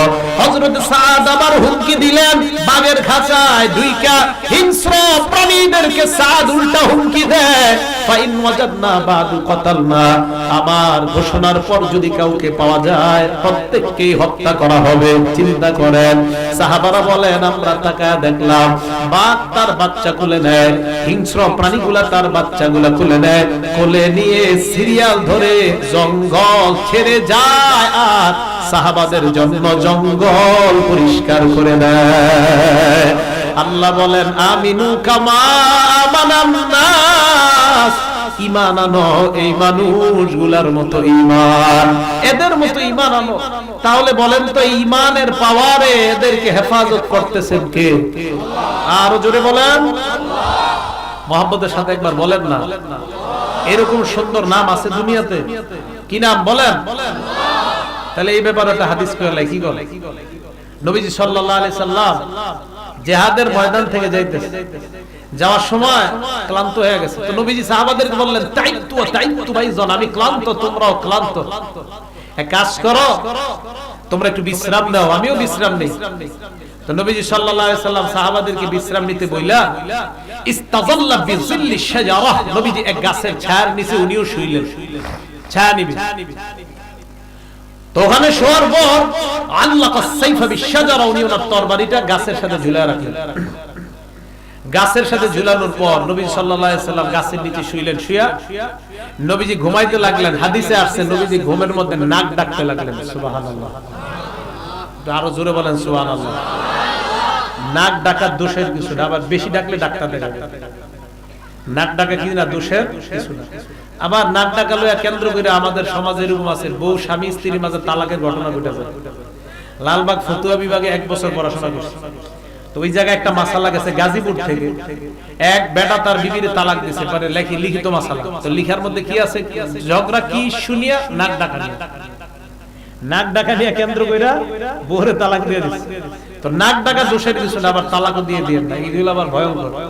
হ্যাঁ, আর কিছু আছে এরকম নাক ডাকে পুরো ঘরের আর কেউ ঘুমাইতে পারে না। তা আমাদের নবীজির নাক ডাকাটা আমার মাঝে মাঝে মনে হয় কি জানেন, যে একবার যদি নবীজির নাক ডাকাটা স্বপ্নে দেখতে পারতাম তাহলে আমি বুঝতাম যে আমার নবীর নাক ডাকাটা দুনিয়ার সবচেয়ে সুন্দর একটা দৃশ্য। বুখারীর বর্ণনা আসছে, আব্দুল্লাহ ইবনে আব্বাস নবীজির রাতের আমল দেখতে গেছেন। আমল দেখতে গিয়ে দেখেন নবীজি রাতের বেলা ঘুমায়। তো ঘুমের এক পর্যায়ে দেখি নবীজি এক পর্যায়ে ঘুমাইতে ঘুমাইতে নাক ডাকা শুরু করে। আব্দুল্লাহ ইবনে আব্বাস বুখারীর রাওয়ায়াত, একাধিক জায়গায় বুখারীর রাওয়ায়াত আছে। তো নবীজি নাক ডাকতেন, নাক ডাকা দোষের কিছু না, আবার ভয়ঙ্কর ডাকলে ডাক্তার দেখানো উচিত। তো নবীজি গাছের নিচে নাক ডাকে ঘুমাইতেছে। এক ইহুদি পাশ দিয়ে যায়। ইহুদি কয়, মুহাম্মদকে মারার কত প্ল্যান করলাম, ষড়যন্ত্র করলাম, পারি নাই, আজকে সুযোগ পাইলাম, এই সুযোগ হারানো যাবে না। চিল্লা বলেন নাউজুবিল্লাহ।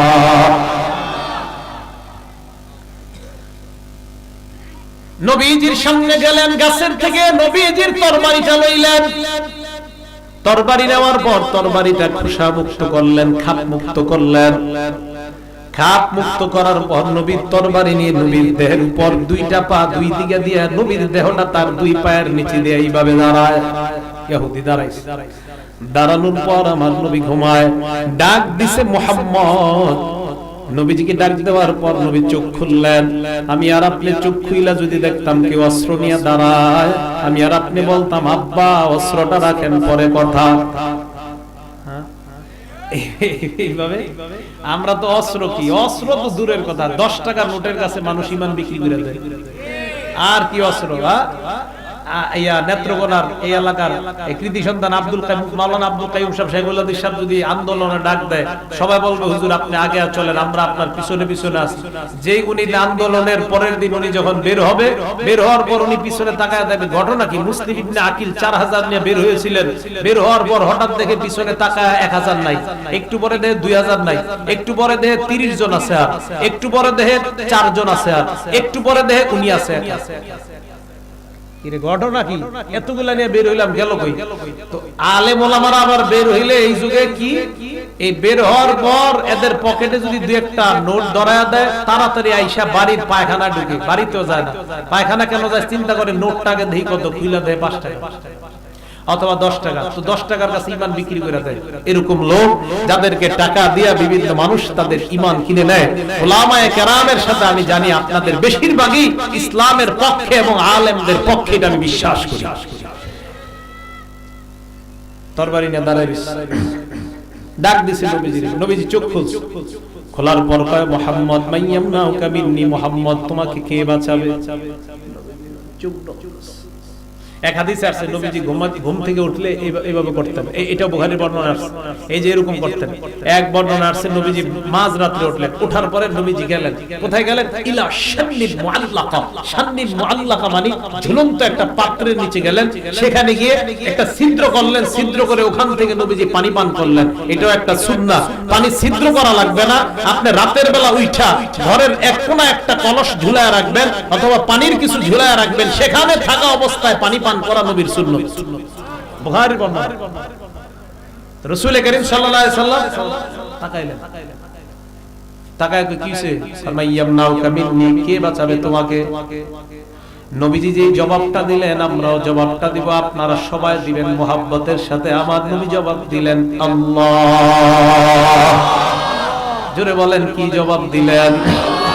যেই মাত্র আমার নবী জবাব দিলেন আল্লাহ, সাথে সাথে ইহুদির হাত কাঁপতে কাঁপতে তরবারি জমিনের মধ্যে পড়ে যায়। আমার নবী তরবারি উঠায় কয় মাইয়ামনাউকা মিন্নি, তোরে কে বাঁচাবে? ওই ব্যক্তি কয় তুমি ছাড়া তো আর কেউ নাই, আল্লাহ মানে না। নবী কানে কানে কয় তাড়াতাড়ি এখান থেকে দূর হও। ওমর ঘুমায়, সাহাবারা ঘুমায়, জানতে পারলে তোমার সমস্যা হবে, যাও, কাউকে বলা দরকার নাই, আমি নবী তোমাকে ক্ষমা করে দিলাম।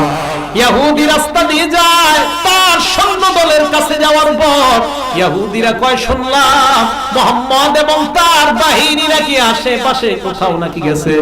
ইহুদি কয় আমি মাত্র তাদের পাশ দিয়ে আসলাম, সাক্ষী থাকো তোমরা, আমি রাস্তা দিয়ে আসতে আসতে কালিমা পড়ে মুসলমান হয়ে গেলাম। আমার নবী কি বললেন? আওয়াজ দিয়ে সবাই বলেন, আর জোরে বলেন কি বললেন? আরেকটা ঘটনা শুনি, কি বলেন? মাহমান আরমানি, কি নাম?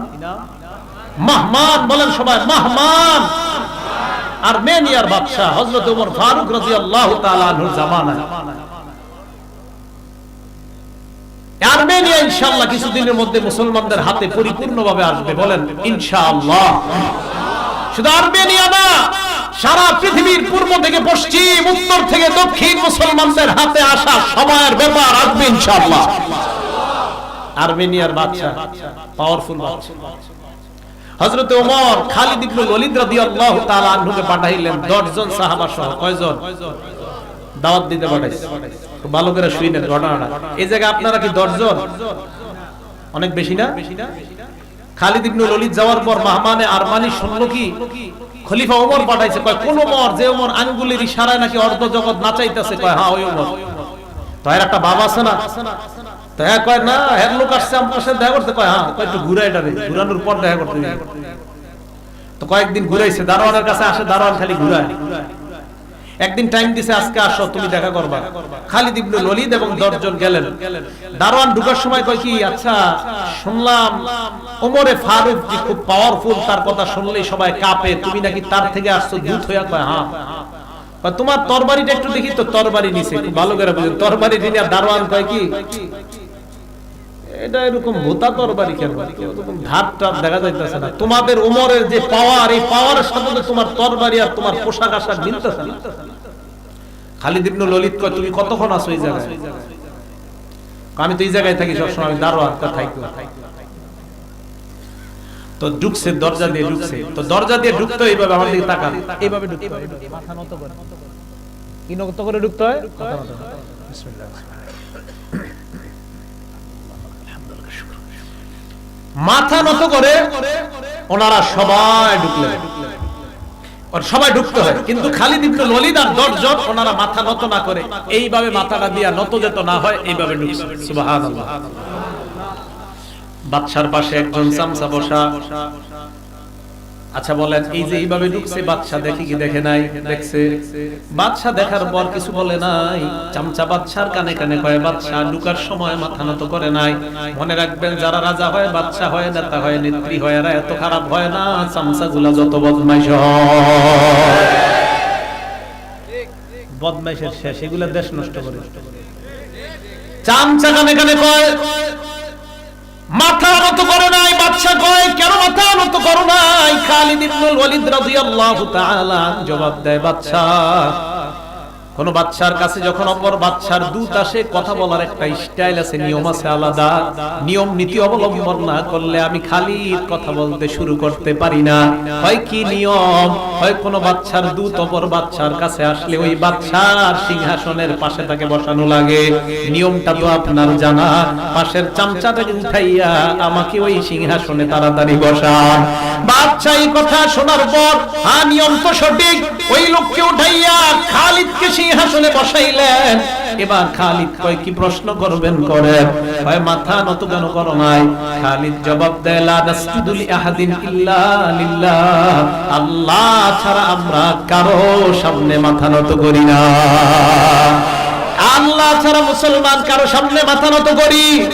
আর জোরে বলেন, করি আমরা? তাহলে মুসলমান আমরা একমাত্র এমন মুসলমান যেই মুসলমানরা আল্লাহ ছাড়া কারো সামনে মাথা নত করি না। আবার আল্লাহ ছাড়া যাদের সামনে মাথা নত করা হয়, এই জাতীয় কাজ যদি কোনো মুসলমান করে, এটাও আমরা বরদাস্ত করি না। হিন্দুরা করতে পারে, এটা তাদের ব্যাপার। খ্রিস্টানরা করে, তাদের ব্যাপার। কোন মুসলমান যদি করে, 95% মুসলমানের দেশে আমরা এটার বিরোধিতা করবই, প্রতিবাদ করবই। ঈমান থাকা পর্যন্ত প্রতিবাদ থেকে পিছপা হব না। হাজার হাজার আলেমরা কয় হারাম হারাম হারাম হারাম হারাম।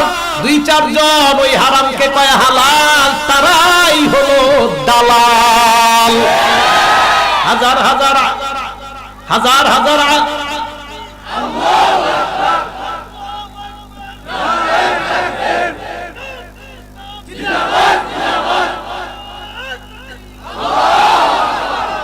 খালিদ ইবনে ওলীদ রাদিয়াল্লাহু তাআলা আন বাদশাকে বললেন, আল্লাহ ছাড়া কারো সামনে মাথা নত করি না। এই কথা বলার পর বাদশা কয়, তুমি খালি আল্লাহ আল্লাহ কেন করো বলো? আমি তো আল্লাহ ছাড়া মাথা নত করি না, আল্লাহ ছাড়া কারো কোনো ক্ষমতা নাই। কয়, তুমি দেখি বহুত ওয়াজ নসিহত করো, জানোনি আমার কয় হাজার সিকিউরিটি গার্ড? কয় হাজার? কয় আমার সিকিউরিটি গার্ড মাত্র 80,000। কয় হাজার? খালিদ কয়জন নিয়ে ঢুকছে? সিকিউরিটি গার্ড কয়জন? খালিদ কয় 80,000 সিকিউরিটি গার্ড। এটা তোমার পাওয়ার আর অহংকার। সেদিন বেশি দূরে নয়, যেদিন তোমার এই কুত্তার মতো গলায় রশি লাগায়া মাটি দিয়া টানতে টানতে ওমরে ফারুকের পায়ের সামনে নিয়ে আমি ভামায়া দিব। বাদশা কয়, কে আছো? তাড়াতাড়ি অ্যারেস্ট কর। কত বড় স্পর্ধা, আমার গলায় নাকি রশি লাগাবে? 80,000 তরবারি তাক করছে, মাত্র 10 জন মুসলমানের সাথে লড়াই করবে। খালিদ ইবনে ওলীদ কয়, হে সাহাবাদের দল, জীবনে অনেক লড়াই করেছি, আমি জিন্দেগিতে কোনো লড়াইয়ে পরাজয় বরণ করি নাই। আল্লাহ কোন অবস্থায় আমাকে পরাজিত করেন নাই। আমি বেঈমান থাকা অবস্থায় প্রতিটা যুদ্ধে জয়লাভ করেছিলাম, আর মুসলমান হওয়ার পরেও প্রত্যেকটা যুদ্ধে আল্লাহ আমাকে বিজয় দান করেছেন। হযরত খালিদ বললেন, জীবনে অনেক লড়াই করলাম, অনেক সংগ্রাম করলাম, এ নবীর সাহাবাদের দল, আজকে জীবনের শেষ লড়াই। হয়তো আমরা তাদের সাথে মোকাবেলা করব, গাজী হয়ে মদিনায় ফিরে যাব, অন্যথায় শাহাদাত বরণ করে আল্লাহর জান্নাতের মেহমান হয়ে যাব। আজকে এই নেত্রকোনার এই মাঠে আমরা আমাদের একটাই দাবি, ইসলাম আমরা চাই, ইসলাম আমরা চাই, ইসলাম চাই, না হয় শাহাদাত। হয়তো ইসলাম না হয় শাহাদাত, এর দ্বিতীয় কোনো অপশন মুসলমানের কাছে নাই।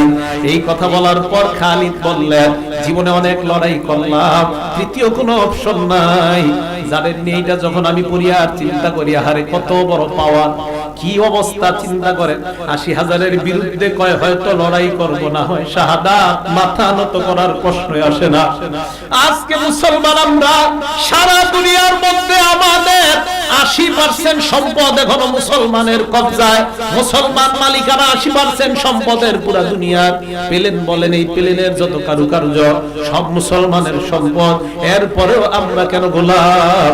এই গোলাম হওয়ার একটাই কারণ, আল্লাহ বলে দিয়েছেন, লা তাখাফু ওয়া লা তাহজানু ওয়া আনতুমুল আ'লাউনা ইন কুনতুম মুমিনিন। আল্লাহ বলেছিলেন তোমরাই বিজয়ী হইবা যদি তোমরা পাক্কা ঈমানদার হও। আজকে আমরা দাবি করি ঈমানদার, কম্বলের নিচে মাথাটা ঢুকাইয়া সারা রাত ঈমান আমরা বিক্রি করে দেই। খালিদ ইবনুল ওয়ালিদ ১০ জন মুসলমান নিয়ে যখন ৮০,০০০-এর বিরুদ্ধে লড়াই নামলেন, ৮০,০০০-এর বিরুদ্ধে যখন লড়াই করা শুরু করে দিলেন, মাহমান তাকায় দেখে মনে হয় আগুনের একটা দলাইশা তাদের বিরুদ্ধে যুদ্ধ শুরু করছে। মাহমান সিংহাসন ছাইরা দিছে, ছাড়ার পর খালিদের পায়ে গিয়া পইরা কয়, খালিদ মাপ চাই, তাড়াতাড়ি তুমি যুদ্ধ থামাও। খালিদ ইবনুল ওয়ালিদ যুদ্ধ থামানোর পর বাদশা প্রশ্ন করলো, সামান্য এই তরবারি আর এই সাধারণ পোশাক নিয়া লৌহ বর্ম পরিহিত আমাদের বিরুদ্ধে কিভাবে লড়াই করলা? খালিদ জবাব দেয়, আমরা শক্তি বলে লড়াই করি না, অস্ত্র বলে লড়াই করি না। মানুষ লড়াই করে ভারতের পাওয়ারে, আমেরিকার পাওয়ারে, ব্রিটেনের পাওয়ারে, লন্ডনের পাওয়ারে মানুষ লড়াই করে।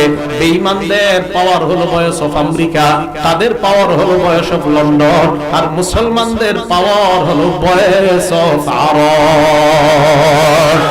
হযরত খালিদ জবাব দিলেন, আমরা আল্লাহর শক্তি দিয়ে লড়াই করি। দারওয়ান রে কয়, কি রে দারওয়ান তুমি কই? কোন আসেনি? সর্বনাশ কি দেখলাম? কই যা দেখছো। তাহলে বলেন আমরা লড়াই করি কার শক্তিতে? আর জোরে বলেন কার শক্তিতে? কিয়ামতের ময়দানে গ্রুপ কয়টা বলে গেছে? হতভাগা সৌভাগ্যবান কারা?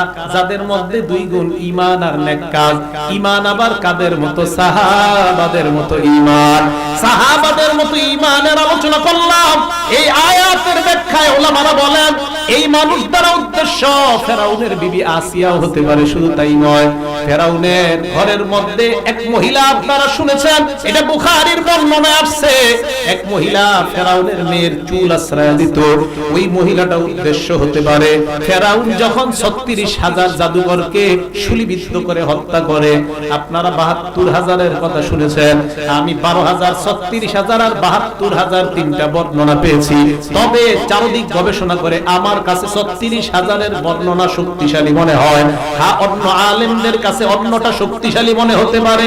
আমারটা শরীয়তের দলিল বানাবেন না, আমি শুধু আমার অভিমত বললাম। ৩৬,০০০ জাদুঘর ব্যাপারটা আমার কাছে শক্তিশালী।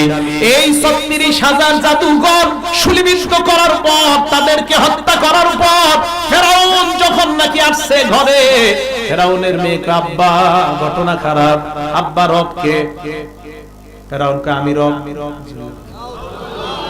মেয়ে কয় আব্বা আমি তো এটাই জানি। ফেরাউন কয় এটাই তো জানার কথা, আর কি জানো? আব্বা আলা আলিস দুনিয়া রব্বুল গায়রু, আপনি ছাড়া কি আর কোন রব আছে দুনিয়ার? আলিস সামাই রব্বুল গায়রু, আসমানের কোন রব আছে আপনি ছাড়া? ফেরাউন কয় না না না, আসমান জমিন বলো সবের রবে তো আমি। মেয়ে কয় আব্বা আমিও তো এটা জানতাম, কিন্তু আমার মাথা যে আশ্রয়। ওই মহিলা চিরুনি পরে যাওয়ার পর বিসমিল্লাহ বলে চিরুনিটা উঠায়। আমি প্রশ্ন করলাম তুমি কার নাম নিলা? মেয়েটা জবাব দিল আল্লাহ। আমি প্রশ্ন করলাম মানিল্লাহ? মেয়েটা জবাব দিল আল্লাহু রাব্বুস সামাওয়াতি ওয়াল আরদ। আমি বললাম রাব্বুস সামাওয়াতি ওয়াল আরদ কে? ওই মহিলা জবাব দেয় রব্বি ওয়া রাব্বুকি ওয়া রাব্বু আবিকি, আমার রব, তোমার রব, তোমার বাবার রব তিনি হলেন আল্লাহ। ফেরাউন কয় মহিলাকে আমার সামনে উপস্থিত করে দাও। মহিলা উপস্থিত করার পর ফেরাউন কয় তুমি ঈমান ছাড়বা নাকি তোমার সন্তানগুলোকে তোমার সামনে হত্যা করব? খবর নিয়ে দেখে মহিলার 4 জন সন্তান, কোন বর্ণনায় ওই মহিলাটার 7 জন সন্তান, কোন বর্ণনায় 11 জন সন্তান। সব সন্তানগুলা সামনে আনা হয়। আনার পর এবার ফেরাউন কয় সন্তানগুলা হত্যা করব, তুমি ঈমান ছাড়বা কিনা বলো। মহিলা কয় বাদশা, এমন এক রবের উপর ঈমান আনলাম, আমি কেন আমার সন্তানগুলো অনেক আগে কালিমা পড়ে পাক্কা মুসলমান। ফেরাউন এবার তাদেরকে হত্যা করলো কয়েকটা পদ্ধতিতে। এক বর্ণনায় শুলিবিদ্ধ করে, আরেক বর্ণনায় জ্বলন্ত তেলের মধ্যে পুড়ে তাদেরকে হত্যা করছে, আরেক বর্ণনায় জ্বলন্ত আগুনের মধ্যে হত্যা করছে। হত্যা করার পর ওই মহিলাকে হত্যা করে ফেরাউন তার ম্যাডাম আসিয়াকে ডাক দিয়া কয় আসিয়া, আসিয়া ঘরের মধ্যে আসমানের দিকে তাকায় আছে। ফেরাউন কয় আসিয়া, আসিয়া জবাব দেয় কি বলবেন বলেন। ফেরাউন কয় কিছু শুনছো কিনা? কয় কি শুনবো? কয় ওই মহিলাটাকে হত্যা করেছি, যেই মহিলাটা আমার মেয়ের চুল আশ্রয়।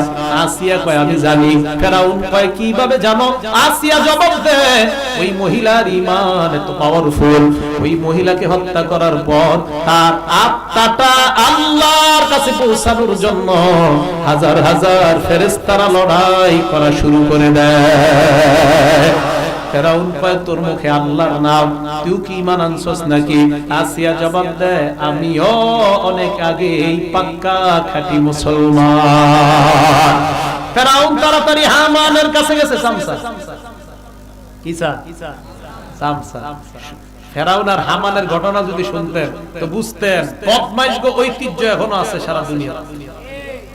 হ্যাঁ, একদম পুরা মিলে। আমি কোরআনের আয়াত যতই পড়ি, এখন আমি যতই পড়ি, আমি যেহেতু বাংলাদেশি দেখি, সব বাংলাদেশে আছে। একটা সব আয়াত আমি বাংলাদেশে মিলাবো, এক সব আয়াত একদম দেখায় দেখায় যে এটা হইলো এই আয়াতে, এটা ওই আয়াতে, সব আয়াত। হামান রে গিয়া কয় হামান দোস্ত কি হইছে? আরে কইস না, আমার বউ কয় আল্লাহ। কি কর? ইন্নালিল্লাহ। খোদার বউ যদি খোদারে খোদা না মানে তো খারাপ কথা। হামান কয় কয়েন কি করা? এক কাজ করেন। কি কাজ? আসিয়ারে একটু শাস্তি দেন, উত্তপ্ত বালুর মধ্যে শোয়া দিয়া চেহারাটা সূর্যের দিকে করে দেন। এই কাজটা করার পর মুসলমান ভালো করে মনে রাখবেন, আমি একটা ঘটনা বলেছি কয়েকদিন আগে হাদিসের মধ্যে, আল্লাহর নবী বলেন 3 জন ইমানদারের অবস্থা এমন হয়েছিল, তাদের এই মাথার এই বরাবর করাত রাখা হয়েছিল। করাত এই করাত দিয়া মাথাটা 2 ভাগ করা হয়েছিল। আল্লাহর নবী বলেন মুদিআফি মাফরিকি রাসিহি বিন শার, করাত রাখা হয়েছিল। আল্লাহর নবী বলেন সাহাবারা যখন তোমরা ধৈর্য ধারণ করো এইগুলা স্মরণ করবা। করাত রাখা হয়েছে, আমি মাঝে মাঝে চিন্তা করি আমার মাথায় যদি করাত রাখা হয়, আর যদি বলা হয় ঈমান ছেড়ে দে, আল্লাহ জানে আপনাদের তা না, আমি চিন্তায় আছি, আমি না জানি আমার ঈমান রাখতে পারি কিনা। আসিয়াকে উত্তপ্ত বালুর মধ্যে নেওয়া হয়, আকাশের দিকে সূর্যের দিকে চেহারাটা দেওয়া হয়। ফেরাউন ডাক দিয়ে কয় আসিয়া আতাতরুকিনাল ঈমান, ঈমান ছাড়বে কিনা বল। আসিয়া কোনো জবাব দেয় না। এক পর্যায়ে আসিয়ার ঠোঁটগুলা নড়তেছে। ফেরাউন ঠোঁটের গোড়ায় কানটা লাগায় শুনতে পায় আসিয়ার জবান থেকে আল্লাহ আল্লাহ শব্দ বের হয়। হামানকে গিয়ে কয় হামান এখন আল্লাহ আল্লাহ কয়। হামান কয় এক কাজ করেন। কয় কি কাজ? আসিয়ার শরীর থেকে কাপড়গুলা খুলে ফেলেন। উলঙ্গ করার পর আসিয়ার চারটা পেরেক বসান, 2 হাতের মধ্যে 2টা, 2 পায়ের মধ্যে 2টা। আল্লাহ বলেন ওয়া ফিরআউনা জিল আওতাদ, তোমরা পেরেকওয়ালা ফেরাউনের কথা স্মরণ করো। আল্লাহ কোরআনে বলেছেন পেরেকওয়ালা ফেরাউন। পেরেকওয়ালা ফেরাউন মানে ওয়াতাদুন শব্দের অর্থ একটা পেরেক, আওতাদ শব্দের অর্থ কমপক্ষে 3টা পেরেক। মুফাসসিরিনে কেরাম বলেন ফেরাউন সাধারণত 4টা পেরেকের বেশি বসাইতো। 2 হাতের মধ্যে 2টা, 2 পায়ের মধ্যে 2 পেরেক বসাইয়া মাটির সাথে ওই শরীরটা লাগায়া দেওয়া হতো। চেহারাটা আকাশের দিকে দেওয়ার পর আসিয়ার শরীরের মধ্যে কাপড় নাই। ওই অবস্থায় ফেরাউন ডাক দিয়ে কয় আসিয়া ঈমান ছাড়বি কিনা? আসিয়া কয় অসম্ভব, আল্লাহ আল্লাহ শব্দ বের হয়। হামানের কাছে গিয়ে কয় হামান এখনো আল্লাহ আল্লাহ ছাড়ে না। এক কাজ করেন, বেলেট দিয়ে আসিয়ার শরীরের চামড়াগুলা উঠায় দেন। আসিয়ার শরীরের চামড়া উঠানোর পর মা বোনরা খেয়াল করবেন আসিয়ার শরীরের চামড়াগুলা নাই, গোস্ত, আর ওই অবস্থায় সূর্যের তাপ আর নিচে উত্তপ্ত বালু, মুখের উপর গরম একটা পাথর। ওই অবস্থায় আসিয়া ওই জায়গায় আছে, জবান দিয়া কথাও বলতে পারে না, চোখ দিয়ে অটোমেটিক পানি বের হয়। ফেরাউন কানের গোড়ায় মুখটা লাগায় কয় আসিয়া ঈমান ছাড়বে কিনা। ওই মুহূর্ত দেখে ঠোঁটটা ধরে আসিয়া জবান দিয়ে আল্লাহ আল্লাহ শব্দ বের হয়। আমি চিন্তা করি এরা কেমন ঈমানদার। আল্লাহ বলেন ঈমান আনো এদের মতো ঈমান। আসিয়া এক পর্যায়ে যখন ঈমান ছাড়ে না, ফেরাউন হামানের কাছে এসে কয় হামান কি করব? হামান কয় বিশাল বড় একটা পাথর নিয়ে আসিয়াকে হত্যা করে দেন। বিশাল বড় একটা পাথর নিয়ে আসিয়ার সামনে দাঁড়ায়, আসিয়াকে হত্যা করবে। করার আগে ফেরাউন আসিয়ার দিকে তাকায়, তাকায় দেখে আসিয়া হঠাৎ হাসাহাসি শুরু করে দেয়। ফেরাউন আসিয়ার কাছে গিয়ে কয় আসিয়া এখন তোকে হত্যা করব, মরণের আগে অন্তত মিথ্যা কথা বলিস না। এই মুহূর্তে তুই কেন হাসতেছস? আসিয়া জবাব দেয়, বললে তুমি বিশ্বাস করবা না। কয় বল কেন তুই হাসতেছস? আসিয়া কয় আমি এই মুহূর্তে আল্লাহর কাছে দোয়া করলাম, রব্বি ইবনিলি ইনদাকা বাইতান ফিল জান্নাহ, আল্লাহ তুমি আমার জন্য জান্নাতের ঘর বানাও। ওয়ানাজ্জিনি মিন ফিরআউনা ওয়া আমালি, আল্লাহ তুমি ফিরআউন এবং তার জুলুম থেকে আমাকে নাজাত দিয়ে দাও। ওয়ানাজ্জিনি মিনাল কওমিজ জালিমিন, জালেম সম্প্রদায় থেকে তুমি আমাকে বাঁচা দাও। আসিয়া কয় এই দোয়া করার পর আল্লাহ আমার জন্য জান্নাতের যেই ঘরটা বানাইছেন, ওই ঘরটা ফেরেশতাদের মাধ্যমে এই মুহূর্তে আমার চোখের সামনে উপস্থিত করে দেয়। আমি আমার জান্নাত দেখে হাসাহাসি শুরু করলাম। ফেরাউন আসিয়ার উপর পাথর মেরে আসিয়াকে যখন হত্যা করে দেয়, আল্লাহর নবীর সাহাবারা বলে ইয়া রাসূলুল্লাহ, আসিয়াকে হত্যা করার পর আসিয়ার কি কষ্ট হয় নাই? আল্লাহর নবী জবাব দিলেন, পাথর পড়ার আগে আসিয়ার আত্মা আল্লাহর জান্নাতের মেহমান হয়ে যায়। আল্লাহ বলেন আমিনু কামা আমানান নাস, ঈমান আনো এই মানুষগুলার মতো ঈমান। এমন ঈমান আনতে সবাই রাজি আছি না নাই? হযরত খুবাইব রাদিয়াল্লাহু তাআলা বলেন কি নাও 10 জন সাহাবারে নবীজি পাঠাইছেন দাওয়াত দেওয়ার জন্য। বেঈমানরা এই 10 জনকে চায়া নিছে নবীজির কাছে। আপনারা নবীজির জীবনীটা পড়বেন, ঈমান তাজা হবে। আর রহিকুল মাখতুম কিনতে পারেন, শফিউর রহমান মুবারকপুরী রহমাতুল্লাহ আলাইহির লেখা। উনি আহলে হাদিস হলেও কিন্তু ওনার এই লেখার ভিতরে কোনো সমস্যা নাই, এই জায়গার মধ্যে কোনো উল্টাপাল্টা করে নাই। শফিউর রহমান মুবারকপুরী রহমাতুল্লাহ আলাইহি আর রহিকুল মাখতুম কিনতে পারেন, অথবা ইদ্রিস কান্দুলবী রহমাতুল্লাহি আলাইহি সিরাতে মুস্তাফা 3 খণ্ডে, এটা বাংলা বের হয়েছে কিনা আমার জানা নাই, যদি বের হয় এটা কিনে নিতে পারেন। আপনারা এই সিরাত এগুলো যখন পড়বেন, ঈমান দেখবেন শুধু তাজা হতে থাকবে। যে কি পরিমাণ হিজরি ভাবে পড়বেন, যে নবীজির মক্কি 13 বছরের জীবন, এরপর প্রথম হিজরির কি ঘটনা, দ্বিতীয় হিজরি, এইভাবে আলাদা আলাদা পৃষ্ঠা পড়বেন না। প্রথম হিজরির কোন কোন জায়গাগুলো আপনার কাছে আকর্ষণীয় এটা বারবার পড়েন। তো এইভাবে পড়বেন যে আমি এই সপ্তাহে শুধু প্রথম হিজরিটা পড়বো, দ্বিতীয় সপ্তাহে দ্বিতীয় হিজরিটা পড়বো, এইভাবে পড়েন। আমাদের আমিনী সাহেব রহমাতুল্লাহ আলাইহি হুজুর বলতেন যে সিরাত যারা না পড়বে এরা কোরআন হাদিস বুঝতে পারবে না। সিরাত পড়তে হবে, সিরাতুন নবী পড়তে হবে। সিরাতুস সাহাবা যত বেশি পড়বে, কোরআন হাদিস তত বেশি বুঝে আসবে। এই জন্য এগুলো পড়া দরকার। সিরাতে খাতেমুল আম্বিয়ার নাম শুনছেন না? মাদ্রাসায় পড়ানো হয়, মনে হয় সম্ভবত ইবতিদাই বা মিজানে পড়ানো হয়। সিরাতে খাতেমুল আম্বিয়া পড়ানো হয়, আচ্ছা না হবে এর পড়ানো হয়। এই সিরাতে খাতেমুল আম্বিয়া, আমি আবার অন্য নেশায় পড়ছি তো সিরাতে খাতেমুল আম্বিয়া, এই যে সিরাতে খাতেমুল আম্বিয়া আমিনী সাহেব এই কিতাবটা 82 বার পড়ছে। 82 বার। হুজুর বলছেন যে এটা আমার 82 বার মুতালা করা, কারণ হুজুর তো মুতালা সব শেষ, কোনটা করব একটা থিয়া ওই বারবার এগুলাই করে। এক এক কিতাব হুজুরের 60 বার লেখা থাকতো, 60। তো কিতাবে দেখতাম আমরা 62, মানে এটা 62 বার ওনার পড়া। এটা কিতাবের পোকা ছিলেন। আপনারা খালি ওনাকে রাজনৈতিক ব্যক্তি হিসেবে ছিলেন, আলেম সমাজ ওনারে চিনে, উনি একজন পাঠক, উনি পড়াশোনা করতেন প্রচুর। রাসূল করিম সাল্লাল্লাহু আলাইহি সাল্লামের সাহাবা হযরত খুবাইব রাদিয়াল্লাহু তাআলা এই 10 জন সাহাবা পাঠাইছে। এর মধ্যে বেঈমানি করছে কাফেররা। কি করছে? এরা যাওয়ার পর তাদেরকে চারদিক থেকে ঘেরাও করে 7 জনকে হত্যা করছে। বলেন নাউজুবিল্লাহ। বাকি আছে কয়জন? তিনজনের মধ্যে দুইজনকে হত্যা করা শেষ, বাকি আছে কয়জন? এই একজনের নাম খুবাইব রাদিয়াল্লাহু তাআলা আনহু। হযরত খুবাইবকে বেঈমানরা নিয়ে যায়, ঘরে বন্দী করে আটক করে রেখে দেয়। মনে রাখবেন, যেই ঘরে বন্দী করা হয় ওই ঘরের মধ্যে একটা মেয়ে ছিল, মেয়েটার নাম জায়নাব। এই ঘরের মধ্যে হযরত খুবাইবকে বন্দী করে রাখলেন কয়েকদিন। খানা দেয় না, পানি দেয় না, দরজা জানালা বন্ধ। একদিন বেঈমানরা এসে কয়, খুবাইব বের হও। কয়, কেন? শুনেন। কয়, খুবাইব তোমাকে আজকে হত্যা করা হবে, হত্যা করা হবে। হযরত খুবাইবকে বের করা হয়, হত্যা করার জন্য নিয়ে যাওয়া হয়। সামনে খুবাইব রাদিয়াল্লাহু তাআলা আর পিছনে বেঈমান। বেঈমানরা মিছিল দিতে দিতে খুবাইবকে নিয়ে যায়। এক জায়গায় নিয়ে যাওয়ার পর খুবাইব তাকায় দেখে একটা স্টেজ। এই স্টেজ বানানোর পর স্টেজের উপর পিছনে একটা কাঠ।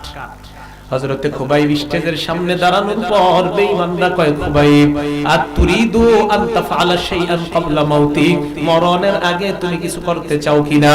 হযরত খুবাইব জবাব দেয়, উরিদু আন উসাল্লিয়া রাকাতাইন, মরণের আগে আমি আল্লাহর জন্য 2 রাকাত সালাত আদায় করতে চাই। হযরত খুবাইব নামাজের মধ্যে দাঁড়ায়া গেলেন। নামাজের মধ্যে দাঁড়ানোর পর হযরত খুবাইব রাদিয়াল্লাহু তাআলা যেই মাত্র সালাতে দাঁড়ায়া গেলেন, সালাতে দাঁড়ানোর পর আল্লাহর নবীর সাহাবা খুবাইব তাড়াতাড়ি সালাত শেষ করলেন। সালাত শেষ করার সময় বেঈমানরা তাকায় দেখে হযরত খুবাইব রাদিয়াল্লাহু তাআলা নামাজ একটু তাড়াতাড়ি শেষ করলেন। বেঈমানরা প্রশ্ন করল, খুবাইব নামাজ এত তাড়াতাড়ি কেন শেষ করলা? হযরত খুবাইব জবাব দেয়, আমি যখন সালাতের মধ্যে ছিলাম আমি হঠাৎ চিন্তা করলাম, আমি এত মজা পাইতেছিলাম, আমি যদি নামাজ বিলম্ব করি তোমরা এই কথা বইলা হাসাহাসি করবা। মুসলমান মরণকে ভয় পায়, এই জন্য নামাজ ছাড়তে চায় না। আমি মরণের আগে ইসলাম নিয়ে তোমাদেরকে সামান্য সময় হাসতে দিতে পারি না। হে বাংলাদেশের মুসলমান, আমাদের দেশের ইসলাম নিয়ে পুরো দুনিয়া এখন হাসতেছে। আমাদের দেশে এত পরিমাণ মুসলমান, আমরা আমাদের দেশের ইসলাম নিয়ে হাসতেছে। এদেশে তাদেরকে চিহ্নিত করা দরকার। আওয়ামী লীগ বলেন, বিএনপি বলেন, এরা আসলে প্রকাশ্যে কেউ শত্রু না। আওয়ামী লীগও ভালো আছে, বিএনপিও ভালো আছে, জামাতেও ভালো, সব জায়গায় ভালো। দেশের শত্রু হলো গুটি কয়েকটা চিহ্নিত নাস্তিক মার্কা শয়তান। এরা আমাদের দেশটা শেষ করে দিতে চায়। তাই আওয়ামী লীগ, বিএনপি সবাই কাঁধে কাঁধ মিলাইয়া এই বাটপারগুলোকে চিহ্নিত করে দেশ থেকে বের করে দিয়ে আমাদের দেশটাকে ইসলামী কায়েম করা দরকার। হযরত খুবাইব রাদিয়াল্লাহু তাআলা মরণের আগে সামান্য সময় ইসলাম নিয়ে হাসাহাসি করবে, এটা বরদাস্ত করে না। এক পর্যায়ে বেঈমানরা খুবাইবকে যখন মঞ্চের উপরে উঠায়, মঞ্চের উপর উঠানোর পরে যে কাঠ পিছনে, এই কাঠের মধ্যে এইভাবে হাত দুইটা দিচ্ছে। খুবাইব বুঝে না, ওই যে ফেরাউন তার বিবিরে যে এইভাবে পেরেক বসাইছে, বেঈমানরা কয়েকটা পেরেক আনছে, আনার পর হাতের মধ্যে পায়ের মধ্যে পেরেক দিয়ে কাঠের সাথে মেরে দিচ্ছে শরীরটা। খুবাইবের হাত থেকে রক্ত পড়ে, মাথাটা নিচের দিকে দেওয়া। এক পর্যায়ে বেঈমানরা খুবাইবের সামনে কয়েকটা কাঁটা আনছে আর সুই আনছে, সুই। মা বোনরা লাউ দিয়া যেইভাবে মোরব্বা বানায়, খুবাইবের পুরা শরীরটার মধ্যে কাঁটার সুই দিয়ে একের পর এক আঘাত করা শুরু করছে। মা বোনরা দেখবেন সকালবেলা চাউল ধৌত করে, চাউল যেই পাতিলটা দিয়ে ধৌত করে, ওই চাউলের পাতিল থেকে নিচে দিয়ে ছোট ছোট ছিদ্র দিয়া পানি বের হয়। খুবাইবের পুরা শরীরটা থেকে এইভাবে ছোট ছোট ছিদ্র দিয়ে রক্ত বের হয়। আমি 2 দিন পর পর ঘটনাটা পড়ি আর চিন্তা করি, একটা মুসলমানকে কতগুলা বেঈমান কষ্ট দেয়, আর সব বেঈমান গুলা তাকায় তাকায় দেখতেছে, আর একজন মুসলমান নিচের দিকে তাকায় আছে, সারা শরীর থেকে রক্ত পড়ে। এক পর্যায়ে একটা বেঈমান আইসা কয়, খুবাইব একটা শব্দ যদি বলো তোমাকে আমরা মুক্তি দিয়ে দিব। খুবাইব মাথাটা তুইলা কয়, কি বলতে হবে বলো? কয়, মুহাম্মদ রে একটা গালি দে, তোরে আমরা ছেড়ে দেই।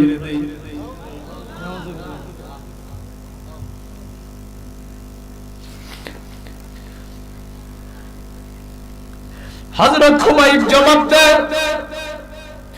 আল্লাহর নবীকে গালি দেওয়ার বিনিময়ে যে জীবন দুনিয়ার মধ্যে পাওয়া যায়, আমার নবীকে গালি দিয়া এমন হাজার জীবন আমি চাই না।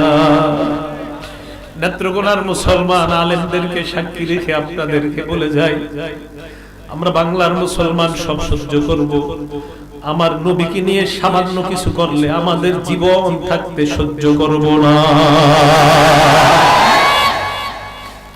হযরতে খুবাইব রাদিয়াল্লাহু তাআলা মাথাটা উঠায় বললেন, অসম্ভব, লা উবালি হিনা উক্তাল মুসলিমা, আমার নবীকে গালি দেওয়ার বিনিময়ে যে জীবন পাওয়া যায় এমন জীবন আমি চাই না।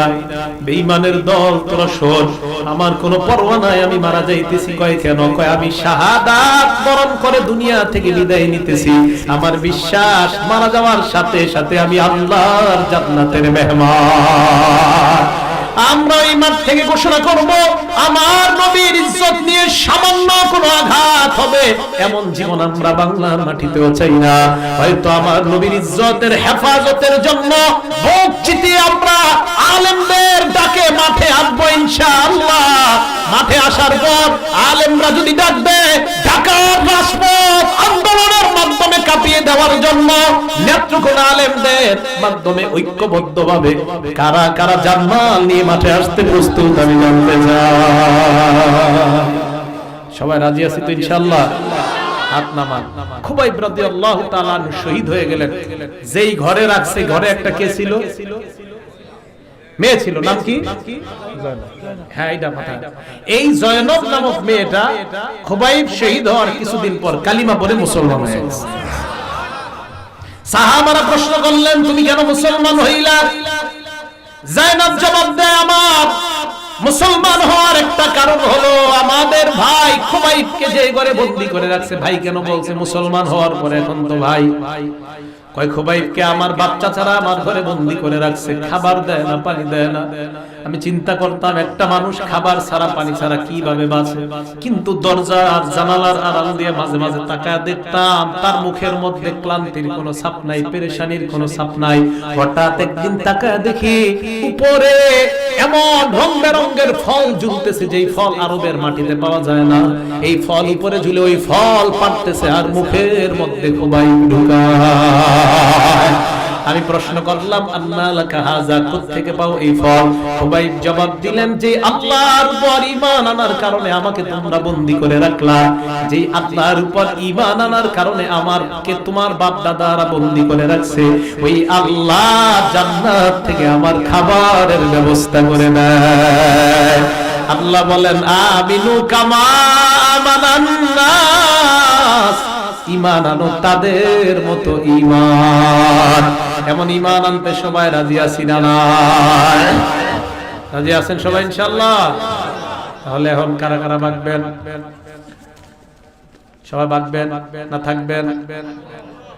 সবাই কয় না বাঁকবেন না থাকবেন? জোরে হয় না, বাঁকবেন না থাকবেন? কারণ আসল আলোচক যিনি, উনি এখনো আসে নাই। আবুল কালাম আজাদ, নাম কুয়াকাটা, পাশে কি দেওয়া? কুয়াকাটা। মানে কি বুঝছেন?